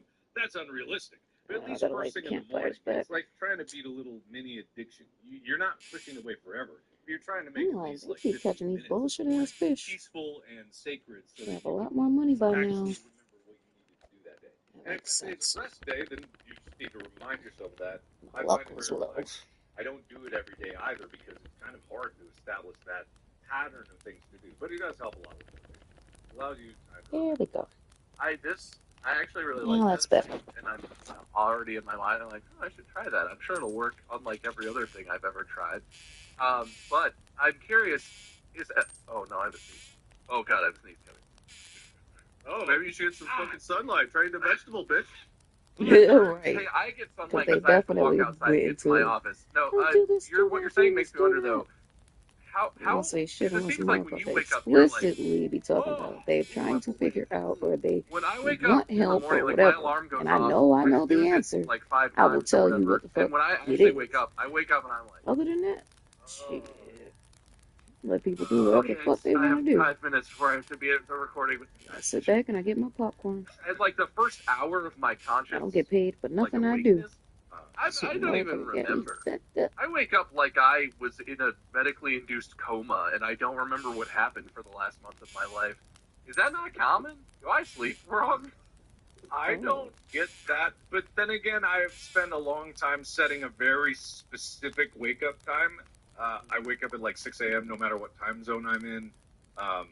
It takes me a few days to adjust, obviously, if I'm traveling, but I've been doing that for almost like 7 years now. So I get up, my body's like used to that, and it took a lot of discipline to be like, no matter where I am, no matter what I'm doing, I'm waking up at 6.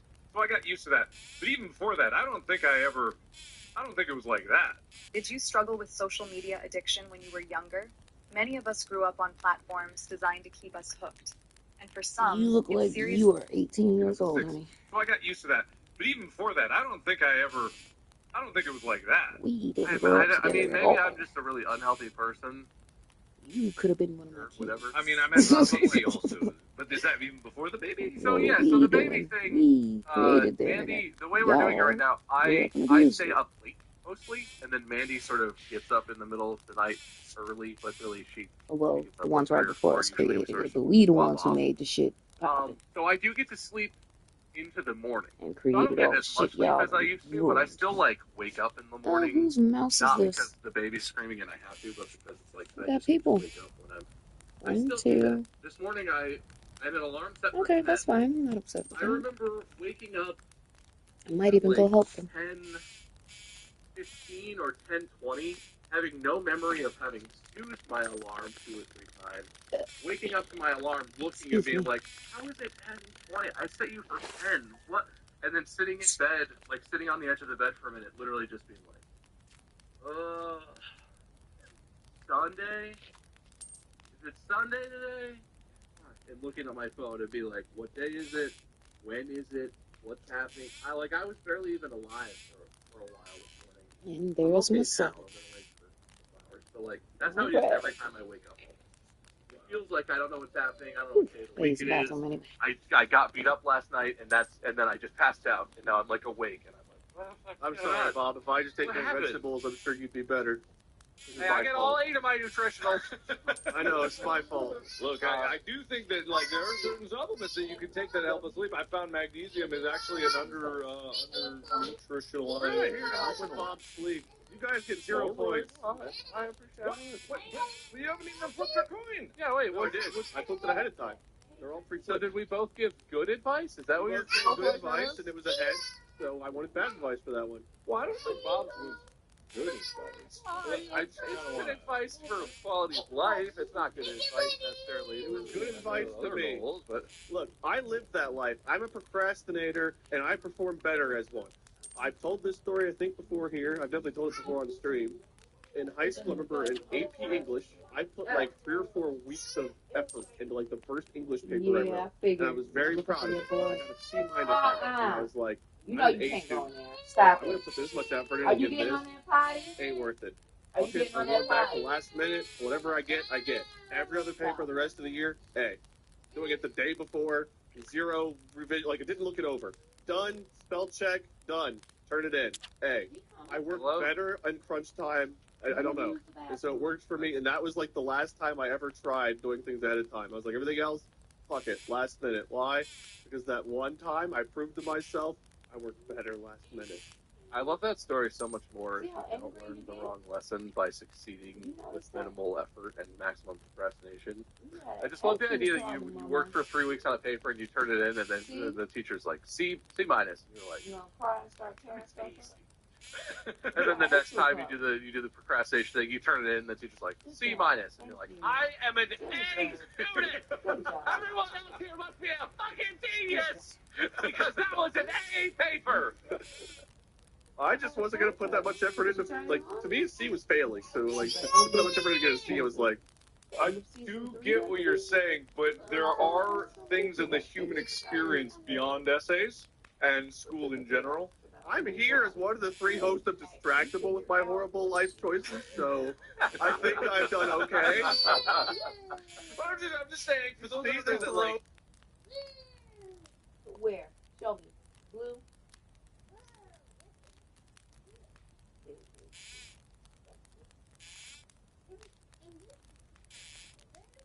Yeah. Now, wait a second, okay? Mr. Sound is your brother. Wait a second. okay, you have the problem is when you run into tasks that don't take a day to do. That's where it all breaks down. I have a strategy for that. It's a 2-word strategy. It's called uh-oh.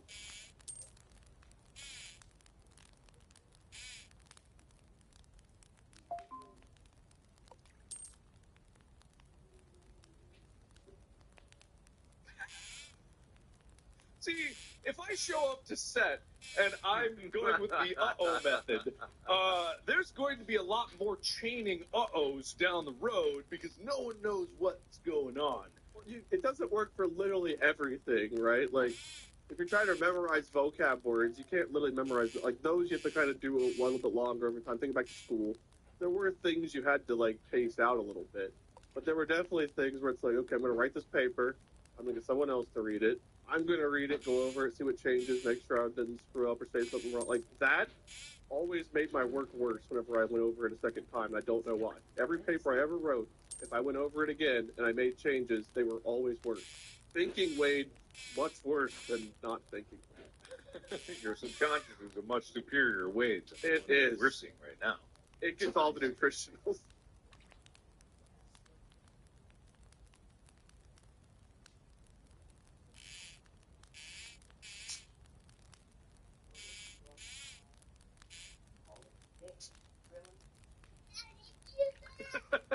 None are saved for the conscious me. All right, well, fair enough. No points. I get it. Well, the coin decided. You both could have been rich in points, but the coin You was against decided. You could have said, Throw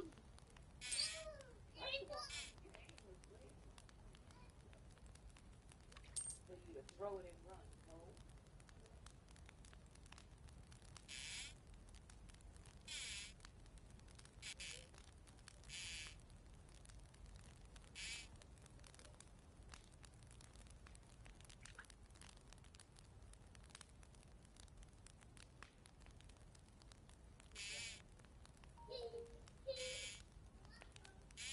Thank you. Thank you. I'd tell you thank you better if you stopped talking everything. my advice was bad because you love boats. You're like, screw starting off the morning with all that bullshit. Oh, don't worry. I took away points from you guys already. Mark's advice is stupid because I would just wake up every day and be like,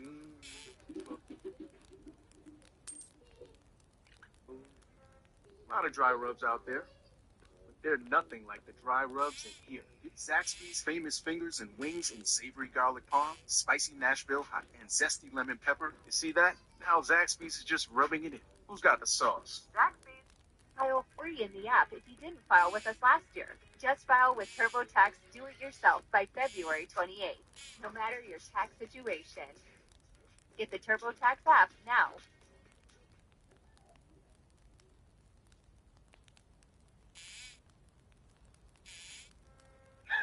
whoa. And that would lead me down a bad path. And I want to be on a boat so bad. Anyway. See, my advice isn't good. Let's see how it is. Our next topic, I had a few here, so we're going to skip ahead a little bit.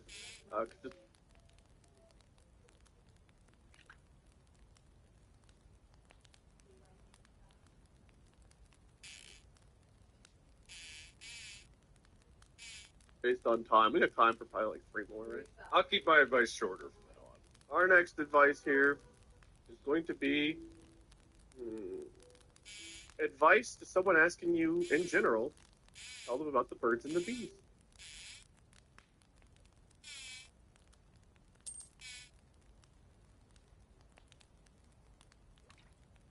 Birds and the bees. Sex. Oh. Okay. All right. I'd say nope.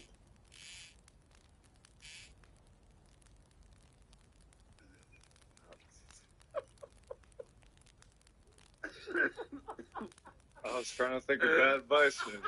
You can give bad advice, but don't give No, I don't want terrible advice. No, give good advice, Mark. What's your good sex advice? Don't tell them. Don't do. No, I'll go back to what my dad's method was, which was well, actually, no. The worst way to learn about sex is to find a strange VHS in the backyard, as I've talked about on this podcast before, and then try to through numerous methods to look at the tape. To look at the tape by shining a flashlight through it. Yeah, that's probably the worst way, because then like the natural progression was I discovered porn way too early. So that's I can't. If I'm qualifying it, then I'm not submitting as bad advice. My advice is bury as many VHS tapes of random pornography everywhere, as far and wide as possible, so that everyone can discover it in due time, when they are destined to find it. When a young lad starts to feel horny, he knows he needs to dig. Give him his treasure map. He gets the instinct. He just starts looking for X's on the ground, and he'll find it. If you leave enough tapes around, he'll find it. You give him a condom, some lube, a pickaxe, and a treasure map, and you send him on his way to find his VHS tape. It's out there somewhere. Does that teach you everything you need to know? You watch the tape once, and you're like, where are the women? Y'all can't do me like this. I miss so much. And that means that sometimes you have to pay late fees if you forget to pay a bill. I mean, that's a little bit too far back, but I'll allow it. That's my advice. You is who you am, and if you're a procrastinator, that shit ain't going away. Yeah, I remember that, because I said, okay, Papa. Like, the criteria is like, it could be good advice and bad advice, depending on... I mean, it really depends what outcome you want. If you want to feel better about your life, I think I get great advice. If you want to not do that anymore... Who are you? I think that qualifies as good advice, because you're telling people, not everybody's Your going to thing's full. I think there's different, you can tell differing good advice, right? You can give people good advice that's different. Bad advice, I feel like would be telling people the opposite of like if you're a procrastinator and it works for you, then it works for you. That's not necessarily bad advice. That's kind of the thing that doesn't really work. What are you going to do? I struggle with motivation all the time.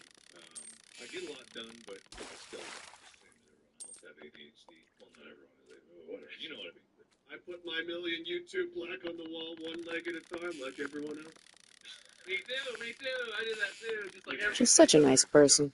I don't know any of these people. Definitely feeling a Ratatouille outfit. That's adorbs. But yeah. That people at home could do literally tomorrow. Okay, now go get your thing. I'm a big believer in the first thing you do. Go catch your fish. Set the tone for the Get your money. When you come back and empty your fish box, go get your money. That will set the tone for the rest of your day. I've always noticed how when I wake up in the morning that there's this kind of clarity of mind, even like the ooh, you get the albino. The colors of your neurons firing, watching over your eyes. It's different, like the patterns are different. So by setting your tone with intention, like I talked about in my perfect day, that it went slightly poopy and slightly awry, and that was a perfect day. I feel like I had a great day, and we got all sidetracked by the boat. Right. The boats made the day. I'm the host, and I say the day. Yeah, I caught another one. The dates made the boat. Alright, your The fish. boats made the date. I gotta see how many more of those I need. And actually, like, alright, you gotta stop buying generic Viagra if y'all over 40. You can get 9 pills of 100 milligram generic Viagra for just $7 with free shipping on Friday plan. If you think it's a scam like I did at first, I don't know where Ratatouille is, no but phone calls, nothing. I just answered a few questions online, and 3 days later, my script was shit up, but But anyway. either way, like starting off and actually like This is not for everybody because it's like whatever if you want to do it. But I do find that if not meditation, sitting and thinking about the intention that you want to do. You don't have to do it, but thinking about it is important in terms of putting yourself in the perspective of okay, I want to do this thing, and your brain will naturally like puzzle solve and be like, how do I do this thing? And you'll go, oh yeah, I remember I did think through this because a lot of the motivational struggles is forgetting about why you wanted to do something.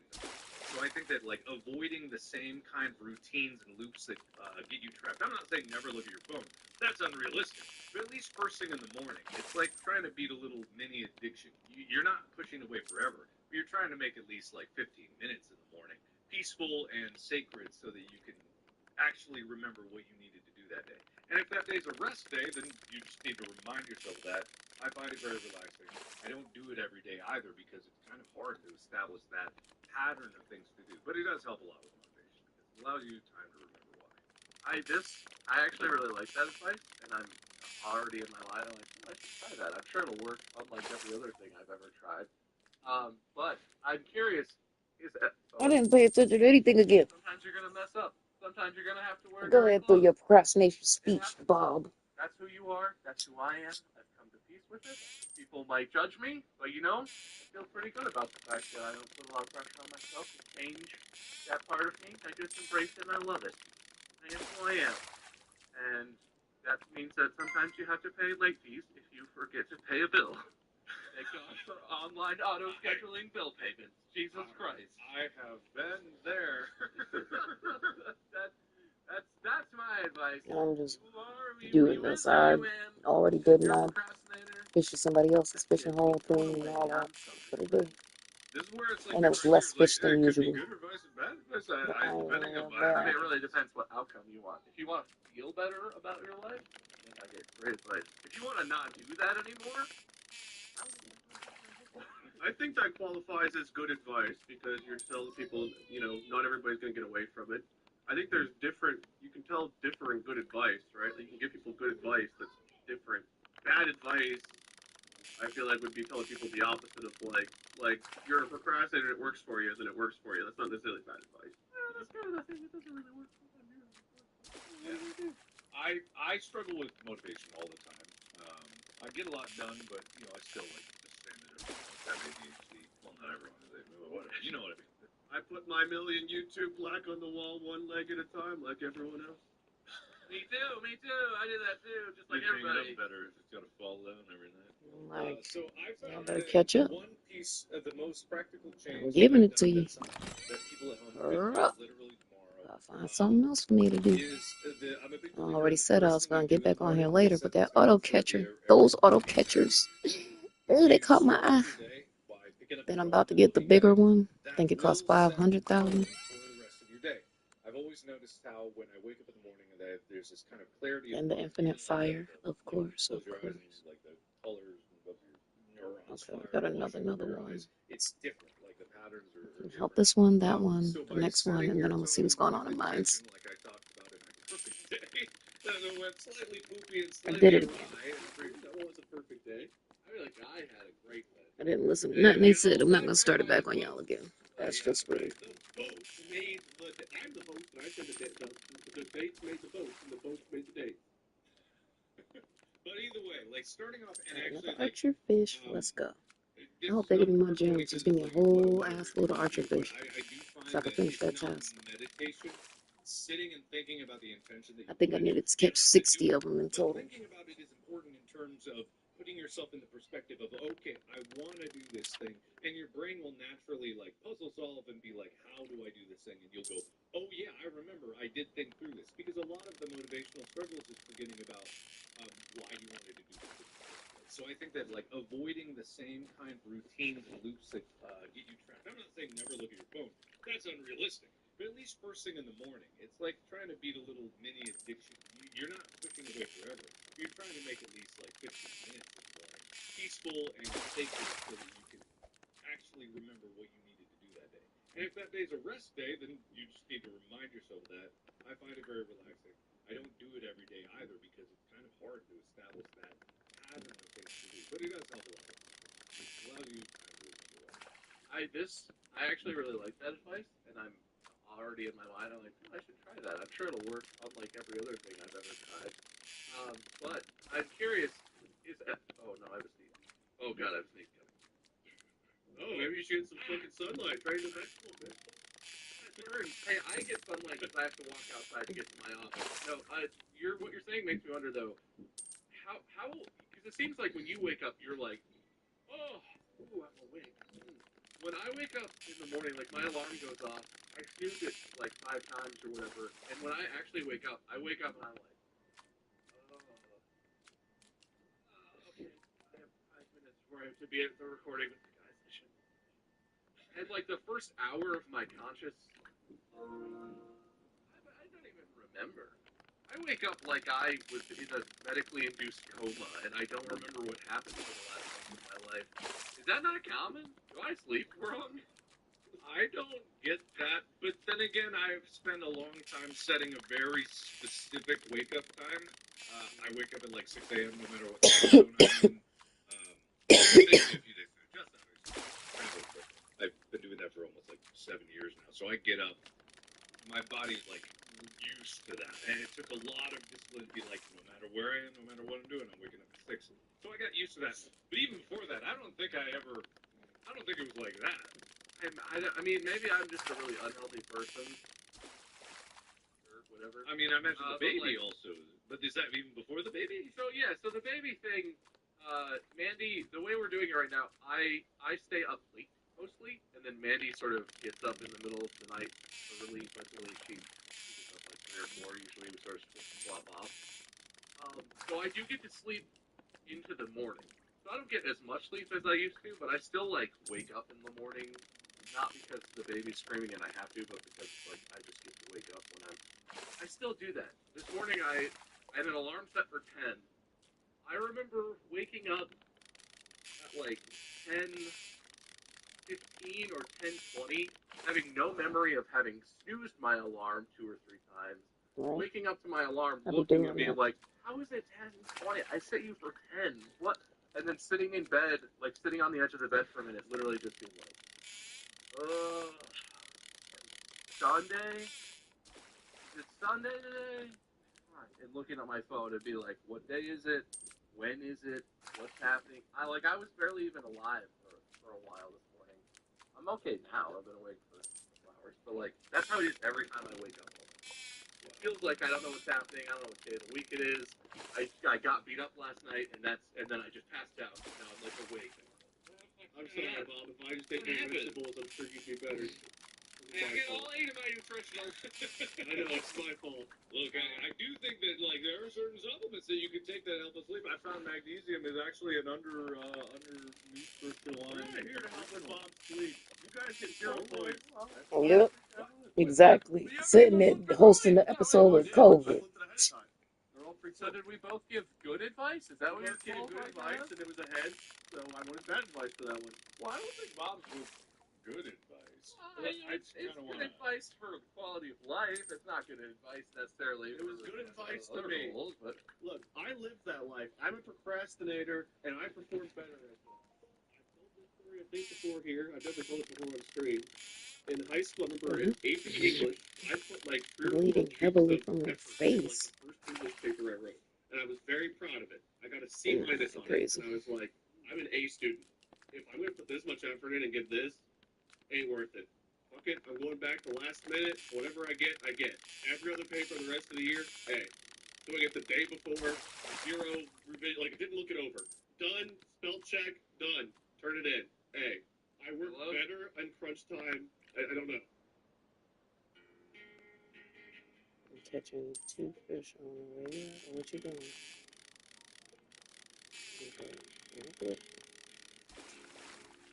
You true. Better on crunch time. I said I liked your little outfit It and all. worked for me, and that was like the last time I ever tried going I'm over ahead here of time. fishing I at was your like, spot more than you are. fuck it. About to go help. Why? Nice. Because that one time I proved to myself I worked better last minute. I love that story. Whatever your name is. You don't learn the wrong lesson by succeeding with minimal About to help effort that and one. maximum procrastination. I just love the idea that you work for 3 weeks on a paper and you turn it in, and then the teacher's like, "See, Stay where you are. And then the next time you do the procrastination thing, you turn it in, the teacher's like, C minus, and you're like, I am an A student. Everyone else here must be a fucking genius. Into your cooler. There you go. I just wasn't gonna put that much effort into, like, to me C was failing. So like to put that much effort into get a C, it was like, I do get what you're saying, but there are things in the human experience beyond essays and school in general. I'm here as one of the 3 hosts of Distractible with my horrible life choices, so I think I've done okay. But I'm just saying, for those See out there this that like, robe? okay, you have the problem is when you run into tasks that don't take a day to do. That's where it all breaks down. I have a strategy for that. It's a 2-word strategy. It's called uh-oh. See, if I show up to set and I'm going with the uh-oh method, there's going to be a lot more chaining uh-ohs down the road because no one knows what's going on. It doesn't work for literally everything, right? Like, if you're trying to memorize vocab words, you can't literally memorize it. Like, those you have to kind of do a little bit longer every time. Think back to school. There were things you had to, like, pace out a little bit. But there were definitely things where it's like, okay, I'm going to write this paper. I'm going to get someone else to read it. I'm going to read it, go over it, see what changes, make sure I didn't screw up or say something wrong. Like, that always made my work worse whenever I went over it a second time. I don't know why. Every paper I ever wrote, if I went over it again and I made changes, they were always worse. Thinking weighed much worse than not thinking. Your subconscious is a much superior weight. It is. We're seeing right now. It gets all the new crystals. None are saved for the conscious me. All right, well, fair enough. No points. I get it. Well, the coin decided. You both could have been rich in points, but the coin You was against decided. You could have said my advice was bad because you love boats. And you're like, screw starting off the morning with all that bullshit. Well, don't worry. I took away points from you guys already. Mark's advice is stupid because I would just wake up every day and be like, I don't know which one of my fish I show them. Like, got so many fish. and that would lead me down a bad path. And I want to be on a boat. Oh, no, kid, you gotta come do your work. See, You're my not advice working. isn't good. Playing games. Our next I topic. ain't gonna fish for you. That one over there We're gonna skip ahead a seems little bit. truly enthusiastic about their catches and all that. That I'll keep my one, advice short. they got Our their next key. advice here Y'all better get y'all going to key. be Actually, I need to go advice in to there someone with asking chest. you He just in went in general. there. Tell them about the birds and the bees. Yeah, damn it. Birds and the bees. Facts. So what? Okay. All right. I'd say nope.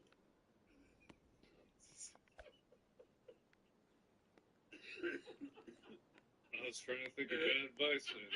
You can give bad advice, but don't give horrible advice. Give good advice, Mark. What's your good sex advice?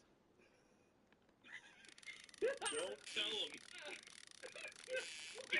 I'm making money while I'm over here. I'll go back to what my Being a dad's good method Samaritan. was Is that what they actually, call no, it? the worst way to learn about sex is to Helping find out a the strange hopefully VHS most likely in the kids. backyard, as They're I've not no talked creepy about ass on this pedophile podcast before, adults. and then try to I numerous don't know methods how Roblox get down. to look at the tape. It's like I'm the hero they never had. Yeah, that's the worst way because the natural progression was I discovered porno. No, real talk though, seriously, because I got daughters and shit. I have a son who likes playing stuff like this.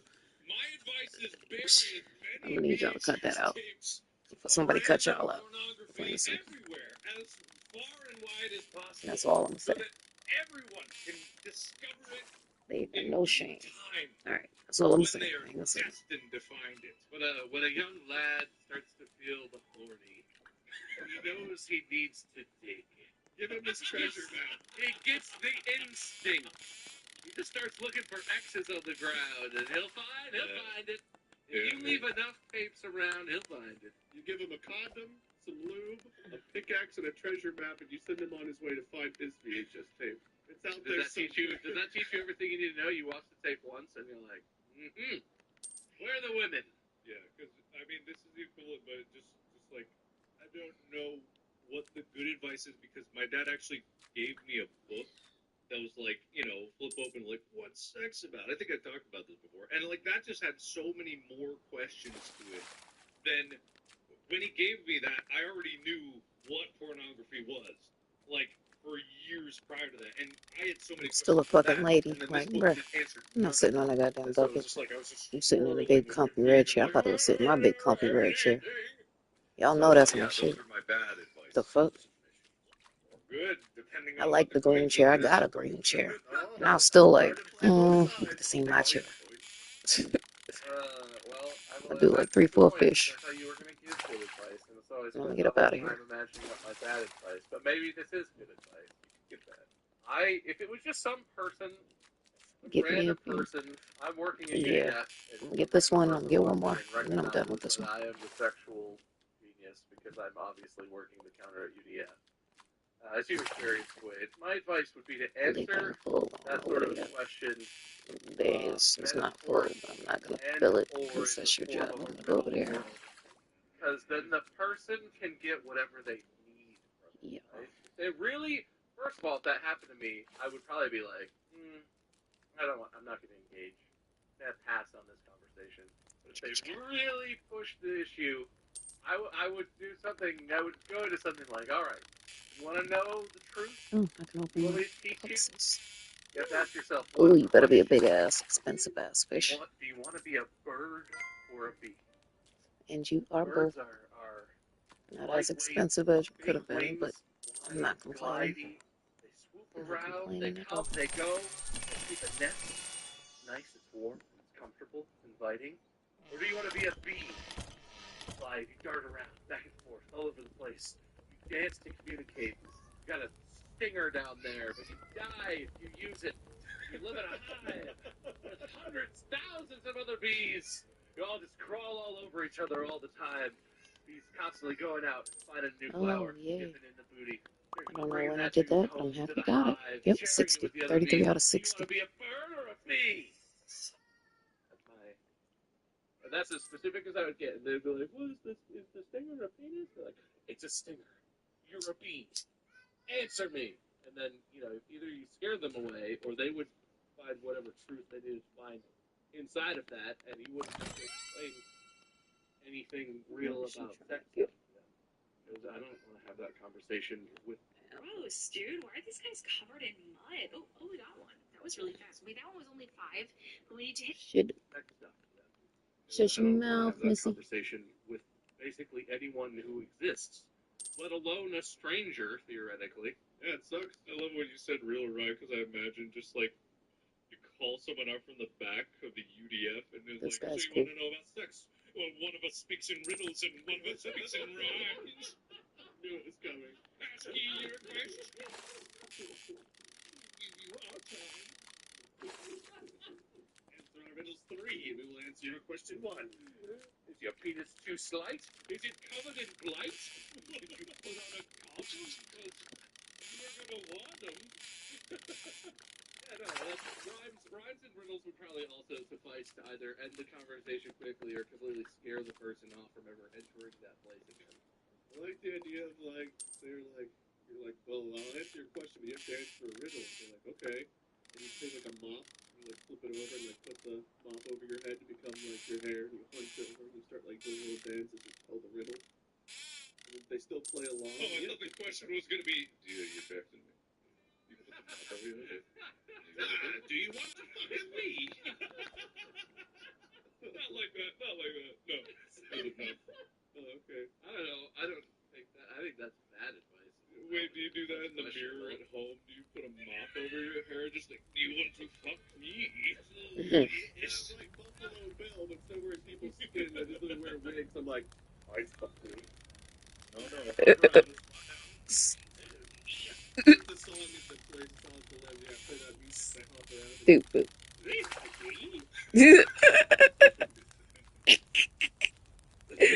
Oh, gosh. Well, good work, boys. You both gave shit advice, and I flipped another head, so you both get a point. Congrats. Yes! Now we're all 3 tied at 1. Congratulations, you made it to the big time. All 3 of us. What? Why do you have one? I gave myself a point a long time ago. I don't remember why at this point, but It's there. I took a point away from It's you all, part and I of it. gave one to me because you all said something. Probably nutritional. Well, you said nutritional. Mm-hmm. I like it. And the more you know, word of the day, nutritional. Doesn't It's exist. supposed to go the other way, but yeah. Video effects now. Not my problem. Confetti, party lights, disco ball. Come on, Will. If he feels pressure to, that's on him, because he can equally just make me look like an asshole and put nothing. Like, look. Yeah, it says asshole with sparklers and fireworks going off, or nothing happened and I look like an asshole anyway. Either way, I win. It's a win-win. Yep. For me, it is.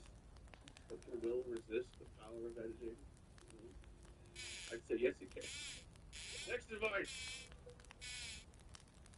Good or bad is up to thee. So now, tell me, stealing candy from a baby.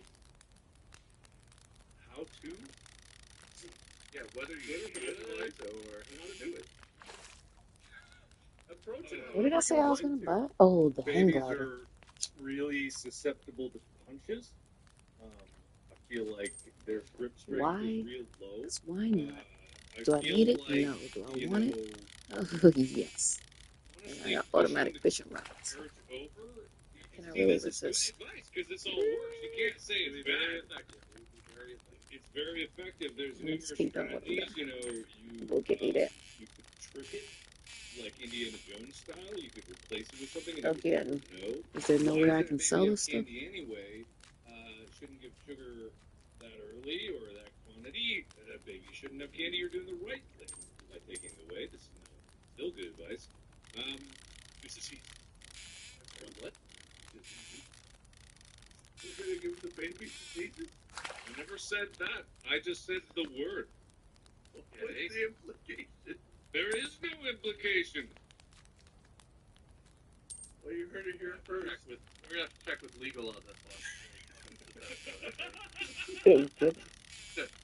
Do we need to disclaim that no, you should not give babies diseases? I never said that. I never said I'm that. not saying that you said that. I'm just saying as a general statement, Distractable, the podcast, and also us people, do not condone or encourage giving diseases to children under the age of 5. That. I'm saying that a sickly child is easier to take candy from. So pick on the weak ones like you get So go to the hospital and you have lots of yeah.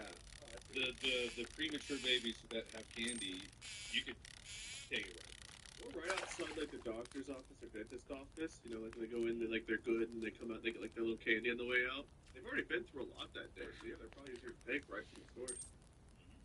Plus, they're so upset they start screaming, crying right away. The parents are completely distracted. Yeah.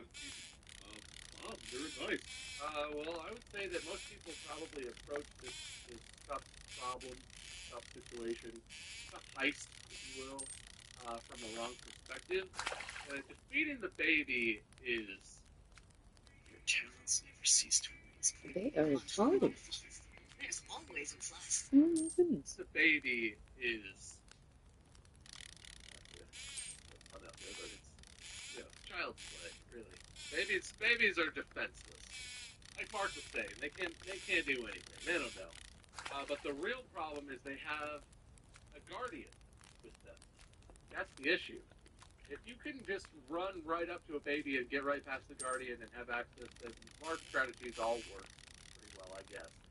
The real thing is you need to defeat the adult who is legally responsible and in charge of the baby. It could be a parent, it could be a nanny or a daycare person, whatever. I will say, if you're looking for volume height of candy from babies, if you can find a Hit the good wrong button anyway. understaffed daycare, like 20 to 30 kids per, teacher, staff member, whatever, that's just a really ripe room. If you can impersonate staff at the building or whatever, or you just create a situation where you distract the adult and they have to leave the room, and maybe even they look at you on the way out and they're like, just watch the kids, they're doing finger painting for a minute, I'll be right back. You come in and you're like, the white Hyundai Sonata in the parking lot, there's fire. All teachers and daycare staff members Hyundai Sonata. They'll go running out of the room and you'll have access. If you do this during snack time, boom, anything your heart desires. Plus, you can probably get access to the bowl or whatever from which they came. It's a way more easy professional, manageable way to go about it. You don't want to be the baby candy pickpocket. You want to be the baby candy mastermind. And so it's about picking the target, and then it's about understanding how to effectively distract and or disable. I'm not condoning any violence, but you know what I'm saying. The human, the adult human, who's in charge of those babies, so that you have full access. And once the human's disabled, perfect right to do whatever you want. Maybe I have one. I know firsthand how they don't pay attention, can't hold on to stuff, can't hold his head up yet. They're like, no problem. That's the real key right there. That's the adult. Well, I was willing to give bonus points to anybody that said don't do it, because this is the case of his tail, so good advice. The best advice is we don't take candy from a baby. However, you both have described methods to successfully take candy from a baby, so I have to give you both a point. Theoretically, just to advocate for myself a little bit, I said that you should not take candy from a baby, because that's a waste of time. It's a technicality. My advice was that you should take candy from as many babies at a time as possible. You know what? Taking candy from a baby is a complete waste, and not a good way to use your resources. That's fair, but it's out of my hands, so we'll leave it up to a coin flip, Bob. Like it's supposedly in your hand. Let's see. How do I win? Do I call it heads? Tails. I don't even believe you, but that's fine. Which opposites were the thing earlier, so you get a point. So, wait, no, we didn't call the opposites. You called opposites earlier. So. I called opposites in my head. I call Bob doesn't trust me at all until it plays out in his favor, that he just goes with it. I just don't ever trust you. It's rigged unless I win, obviously. That's how you win stuff. We winning? It's tails. What in the hell? Oh, you took a picture. I was like, what the hell kind of sideways win? I took a picture. I had to zoom in to hide my snot rags. Look, I know we have this discussion about your technological prowess pretty frequently on the show, but you know you can share your screen to this. We're recording this on video now. I appreciate your video. It's available on Spotify, so you should check that out. But you can share your screen and literally show us when you flip a coin or whatever, what have you. Hey, you know what? Maybe we'll do that moving forward. We can think of some cool ideas with it. But for now, we're living in my archaic ways. It's technological enough that you don't actually have a coin to flip, but not high-tech enough that you can do anything other than flip the non-existent coin and then tell us the answer. I love that. I love that for us. Alright, next topic here. We have two more. This one, I'm excited for. Good or bad advice is up to you, but the point is up to the gods. Matter, gravity, physics. Coin flip. It's not a real coin. So it depends on the definition of. Listen, we're not getting into the philosophy of real versus not real right now. I don't have the time for that. It's not philosophical. It's not real. What do you think? Google is a warehouse somewhere with billions of quarters waiting to be flipped? Does it have to be physical to be? Look, we're not getting into this. We don't have time. Just tell me. Even if you boil it down to its data, the electrical impulses aren't a coin either. I'm gonna boil you down to your data. Now, give me good or bad advice. My sick ass roof over here. That's a classic way. Mom will be all like, what I'm doing with you. Now, here we go. Yeah. Good or bad advice on defeating the monster under your bed.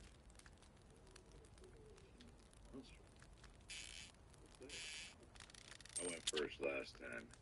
You went first 2 times in a row. I was going to go first last time. But that's fine. I'll go this time. I'm ready. Got good advice for this.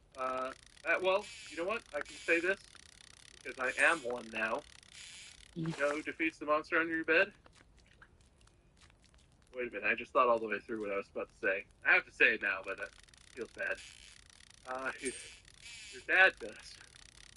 You know, you're a young person and you think there's a monster on your bed, and then you just yell for your daddy. And dad comes and looks, and then he defeats the monster because it's not there, and he knows that. It's your dad. You guys know how that is, right? Mm. It's not there, and he knows that because he's his dad. You guys know how that is, right? Well, that explains why we still have one, I guess. Monster, that is. I'm sad. All right, I'll give you some advice you can relate to. What you're gonna want to do is. God damn it. Well, I mean, so alternatively to that, if there's some issue with having one of those things I was talking about or whatever, you just cut the lights off your bed. And if that stupid fucker wants to spawn in under your bed, crap, no access to the outside world. I actually had a bed like that when I was a kid. It had drawers under it, and so there was you couldn't get under it. It sat on the floor. It was like a dresser with like a mattress platform on top of it. I probably had a monster under my bed. That dumb piece of shit was trapped under there for his entire existence. Like that, loser. God, it's not my idea, but it's just like, it just makes me think of it. You know, where you set a box with a piece of candy on it and just stick in a string? You set a bed up like at an incline, dangle a fake hand over there. And have a stick there, so when it grabs it, pulls the stick and it goes, like crushes the monster. Dead. That's my final answer. That's what I said to do. Or is that stealing your? No, I like that. That's much more specific. You don't just have to have the bed. It's a whole thing. It's a real active. It's an active strategy. You know? Yeah. You're the hunter, not just the pacifist. Yeah, exactly. Okay, that'll be my official one. I don't know. You decide what it is. But I will also say, I've always had this thing where, if I ever, because I think everyone does it, you know, you're like, ooh, is there someone in the shadows? Is there something there? Is there a monster? I've always, every time that I've done that, and I've been like, ooh, maybe there's something there, I take my covers off, and then take my pants off, and I'm like, naked, right? And it's like, now it's weird. Now it's weird if you're there. Right. It makes me Now feel it's so weird. I don't even sometimes have to take my pants off because I'm just like, I got naked, it'd be weird for you. You actually do have shadow monsters, but every time you just get naked immediately, and the thing in the shadows is like, why did he just get naked? What? This is so creepy now. People are gonna think things about me that aren't true. Okay, I'm just doing my job. How am I supposed to lurk in the shadows when I saw him take his underwear off? God. I imagine this pre-established competition where, like, you know the monster's there and it knows you're there and it's, like, coming for you and it's finally, like, winning and you drop your pants. It's like, dude, you know that's not cool. I was winning. Come on. I had you this time. You know it. I think it's like an evolution of imagine everyone in their underwear. Like, if you're being chased by Jason, do you think it would work? Or Freddy or something? You're just like, wait. Jason made Freddy no, he just put his head into your Both penis of and, like, them. come up and, like, look at you or something, right? Because he doesn't do shit. Of course, yeah. I don't know. It's actually not a joke. Like Oh, Michael goodness. Myers, he would just do, like, the You had that thought before? It's kind of crazy. head tilt. You drop your pants and Michael Myers doesn't taste anymore. He would just do the head tilt. You don't know Halloween. Not like Austin Powers, Michael Myers. He might also do that. Cat in the Hat, Michael Myers. Not like Austin Powers. Stupid. Cat in the Hat. Wayne's World. You know that movie is the reason he was not in Hollywood for a while? Apparently he was such a terror to work with on the set of Cat in the Hat that that was the last feature film that he was booked for a substantial amount of time. Apparently he's a real diva, and there were issues or something. This is all complete gossip. So yeah, allegedly. This is from, you know, like tabloid shit. But apparently that's why Cat in the Hat is like one of the last things he ever did for a long time. Until he was in the Queen movie as the angry Scottish man. Oh. Was he Scottish? Allegedly, that's interesting. He was Scottish. That's crazy. Allegedly, it's hilarious. You both get a point because I guess those are both good advices. Mark, you technically gave two, so I guess I'll do a bed flip to see if you get a bonus one. I like the trap with the hand underneath. That made me laugh. So. No, yeah, that's fantastic. Because an under the bed monster would absolutely fall for a trap like that. Yeah, it's the right tone. Yeah. It is weird that we got heads, tails, tails. That's how the coin flips. So. What does that mean? What does it mean? The coin gets flipped this far. No, has no impact on the next coin flip. But now I'm gonna flip to see if Mark tied it up with his two answers because they were both pretty funny. Get naked, I was not expecting. Hey, I gave two advices. Because you are biased against my first advice doesn't mean it's bad I advice. gave you a bonus point last round. I'm giving Mark a chance this round. It's fine. I don't think the getting naked one actually is good advice. But all right, I'll take it. Told us that they were going to test the that night. I have seen extraterrestrials face to face. In the shrubbery are little gray entities. UFOs. None of them. They're in Antarctica.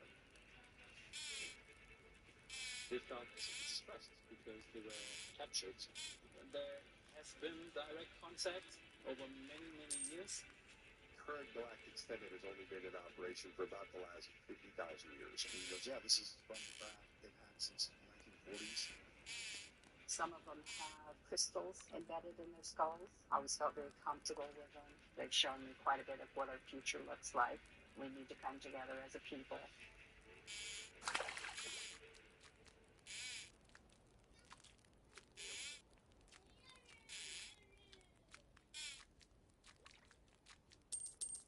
Imagine being able to build anything just by thinking about it.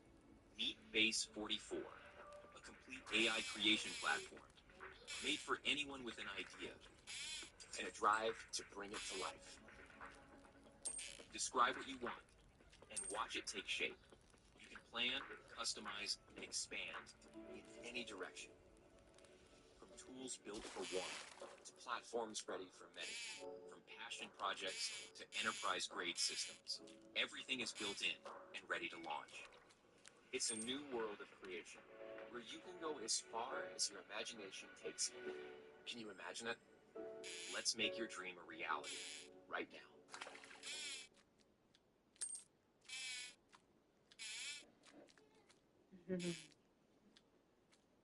Take it.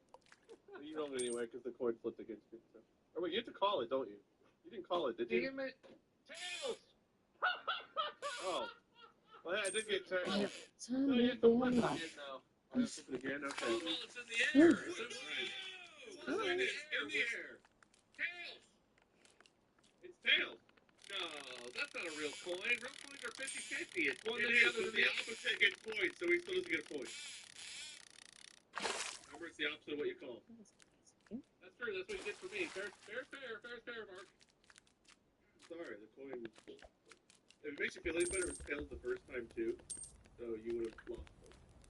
Oh, so I didn't even screw you over. You just thought you were going to be screwed over. To be fair, if we weren't doing opsies, you had it. I get that. Yeah, I get that. I get Make it. it very clear. Your rule has screwed you. Can we? Wait, are we still gonna go opposite seas? Because I feel like if we switch opposite seas now, it'll still go against me somehow. But I feel if we stay opposite seas, it'll still go against me. What you're saying is it's opsies. If you want to switch, which means you want to keep it opsies. Opsies, like nutritionals, are going throughout this episode. You can't go back now. All right, our last topic: good or bad advice with all of your on how to escape from a bank you just robbed. The robbing is done. Alarms are going off. Sirens outside. First, can I just say it seems like you did a bad job, Robert? Yeah, you shouldn't rob the bank. That's probably the best advice. Don't rob a bank. A good heist would have no alarm, but It didn't go well. It didn't go well. Are the cops outside the door right now, or is it like they're on the way? I don't know. You covered up the windows so they can't see it, but it also means you can't see out. I would never run a heist where I had no info on the exterior of the bank. Bad heist, man. Is this person even worthy of our advice at this point? This is a rumbling I think this is some mediocre wannabe gangster. Yeah. Whatever advice you want. I think the advice, get a good lawyer because you're fucked. Like, there's no way out of that. Spend your last few minutes in the bank just calling up like, hi, Fish Clock, my skin's barred. Could I get a good attorney from you? Try to find somebody? Okay. I think we should remove Barnes as a partner from this firm because he doesn't give any advice at all in this. So I feel like we're doing most of the work here. That's what I happens. split the when two ways. Yeah. Maybe you should try winning, then you would know what it's like. You don't have to do it. I think the advice is to vote to remove the third and useless board member from the partnership and keep it a 50-50 split. That's my advice. Wait, are we at the law firm now instead of the thing? You made us at the law firm. We're voting right now. That's the best advice we can give. We? Collectively? Making a lot of assumptions here. Your Honor, I'd like to approach the bench. Your Honor, we don't know for a fact whether he's the one who speaks in riddles or speaks in rhymes. What kind of information? Your Honor, ever heard of the ship of Theseus? Because this law firm might have been built with the three of us, but we've replaced over time. Is it still the same law firm? Alright, bank robbery gone wrong. The actual advice. We're bad. Up to you. Good advice. We're bad. Blow it up. Use the extra C4. You brought way too much C4 because you planned improperly. You covered up all the windows. They'll never see you sticking C4 on every surface. And then when they're sitting on fire, boom! Is that bad advice? Probably, because you're not getting out the money, so I'd say so. So what do you just ride the explosion up into the air and then land on your feet and you die? Yeah. Put on your explosion-proof boots and get ready. Like do it like in Minecraft. Put a TNT underneath you and this. You go straight up. Splat to the ceiling and die in your face. We dig a hole first. No, you put a TNT up there first because you're a few blocks away from it, so it'll blow up first and then you You're on the phone with like the negotiators. You're just die like, yeah, I know. We did an airplane at the airport with parachutes inside. The roof blows off. The negotiator's like, what was that? Nothing. That's just how banks work. Steve has a cold. I can see that. I can see that working. Okay, that's my advice. Blow it up. Yeah. So my advice would be, this is gonna reach back far. Okay, so this is more in the preparation stage. This is advice for next time. Okay, reach back, reach around, do what you gotta do.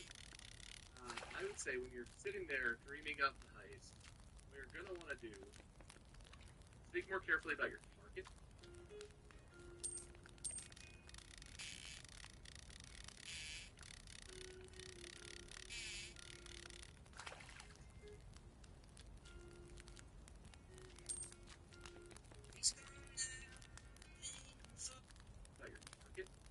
Banks can have less security, a lot of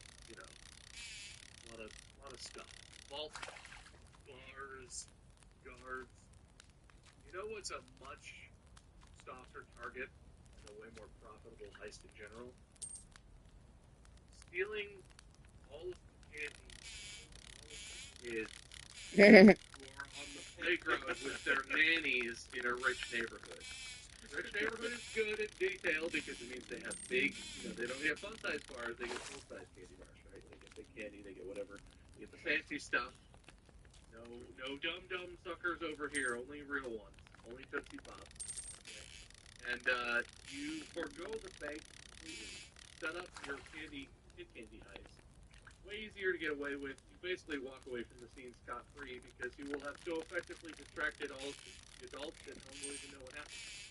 It'll be like one of those things where they come back and they're like, where the must have been aliens. That's it. Scot-free. Escape. No peril. No need for all the C4 explosions and all that. Much better plan in general. Kids are stupid, and you can definitely get all the candy from them. So police are about to breach the bank and arrest you. You take someone by the shoulders and you give them this advice that's like a hostage. And then you go willingly knowing you've passed on better knowledge to the next heist. Yeah, that one hostage who was like too attached to you, who was like willing to jump in and help. Where like, someone else is like plotting against you, like, we're gonna get out of here. And then they won't have us hostages as leverage. We're gonna screw these and the one hostage was just like, he's trying to escape, he's trying to plot an escape. This guy right here, this is the bank manager, you hadn't figured that out yet. He took his suit off, so he doesn't look as official. This is the bank manager, I heard him talking. This guy, you should make an example of him, probably. And, do you guys got an extra seat in your van or whatever? I don't know how you're getting away from this, but, the over-enthusiastic hostage. Yeah, well, there's always enjoyed that. If you had to shoot somebody, I mean, my legs would work. I mean, you can shoot one of They mine. want to join in. They're finding targets for the Okay. heisters. Gotcha. They're not falling. They're like, I'm on your side, man. Let's I kick it to the man. I don't know. That advice you gave sounds like Guru Harold was in there with them. I was like, what you should have done was steal from kids, rich kids in the neighborhood. No dum-dums. It was like,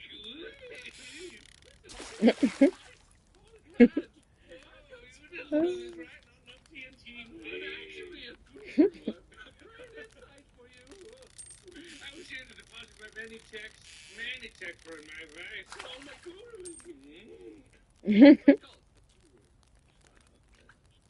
I'm sad to say Yeah. for our bank robbers, I don't think any of them are getting out with your guys' advice. It was maybe good advice in the free site, but none of them are getting out with the money.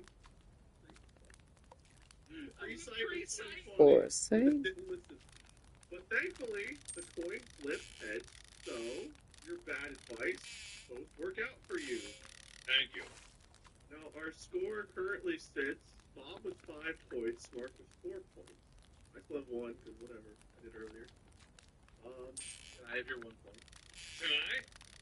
No, I deserve it. Well, perhaps we'll leave it up to the flip of a coin. But I deserve it. Then you get to call it, Bob. Coin is in the air. Heads. Did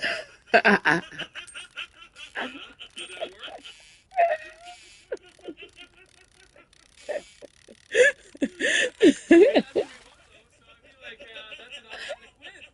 Even in Aussie's land, I pretty much covered all bases there.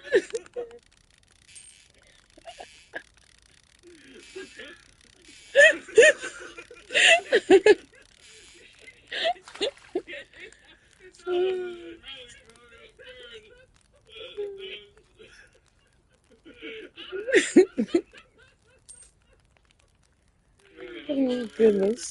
I don't fucking know, man. This tails. What does that mean?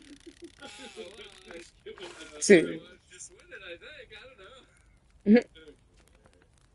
That's fair, I suppose. Oh, Mark, you can see the tits.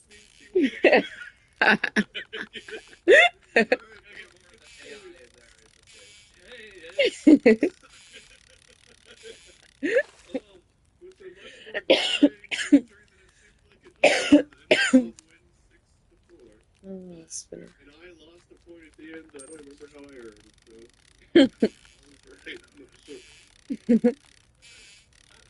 The thing is, I don't even know if I would have won or lost if I called the right one or the wrong one. I'm super unclear on how that would have worked out. So. If you called tails, it was tails. You would have lost. But you could go opposite. What if I called heads and it was heads? You would have lost. It was opposite. If it was heads, I win. Tails, I lose. Well, if you call tails, no, heads you win. Tails, I lose. That's not the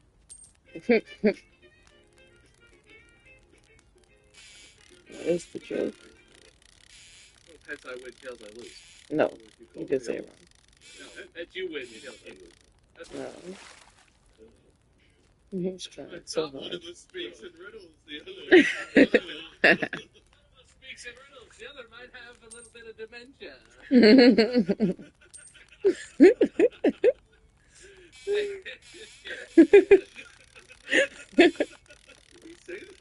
Oh god.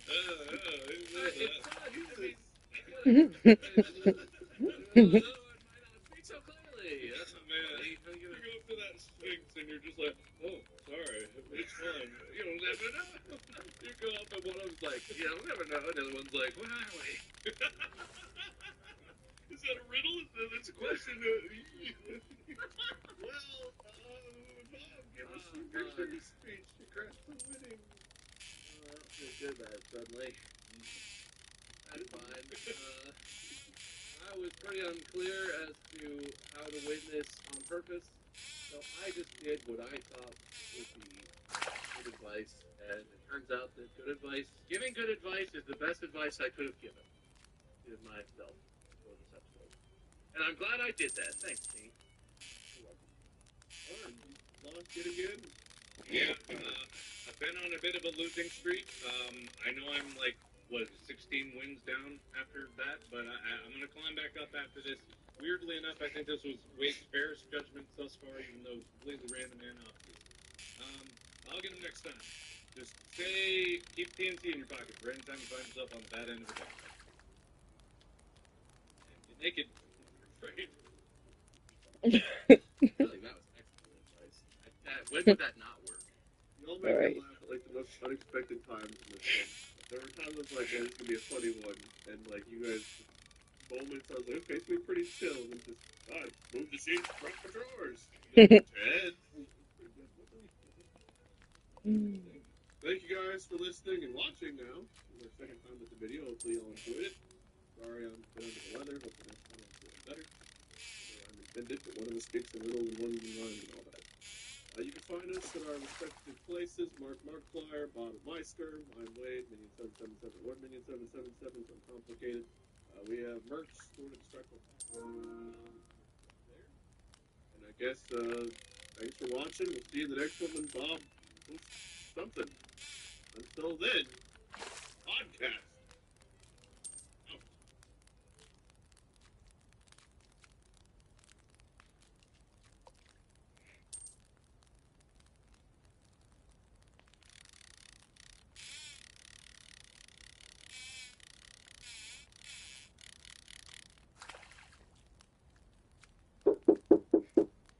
Yes. What's the school now? Where your play clothes at? New episodes Mondays. Excuse me. Your favorite community returns with open arms and open hearts. Good evening, gentle listener, and welcome to the Strike. This episode, Maggie Wade has a metaphobia and investigates the sensibilities stimulated by the senses. Marching band Mark is perplexed by perforations. Boobs Chicka Bow Wow, classic cavalcades, and Oops, wants to Chicka Bow. hire close sneezers. Begrimed Bob blabbers about bossing, butter, nachos, a shiny bonnet, and yells while yakking. From full sacks to essence of poop. It's time for the episode you can taste. Now sit back and prepare to be distracted.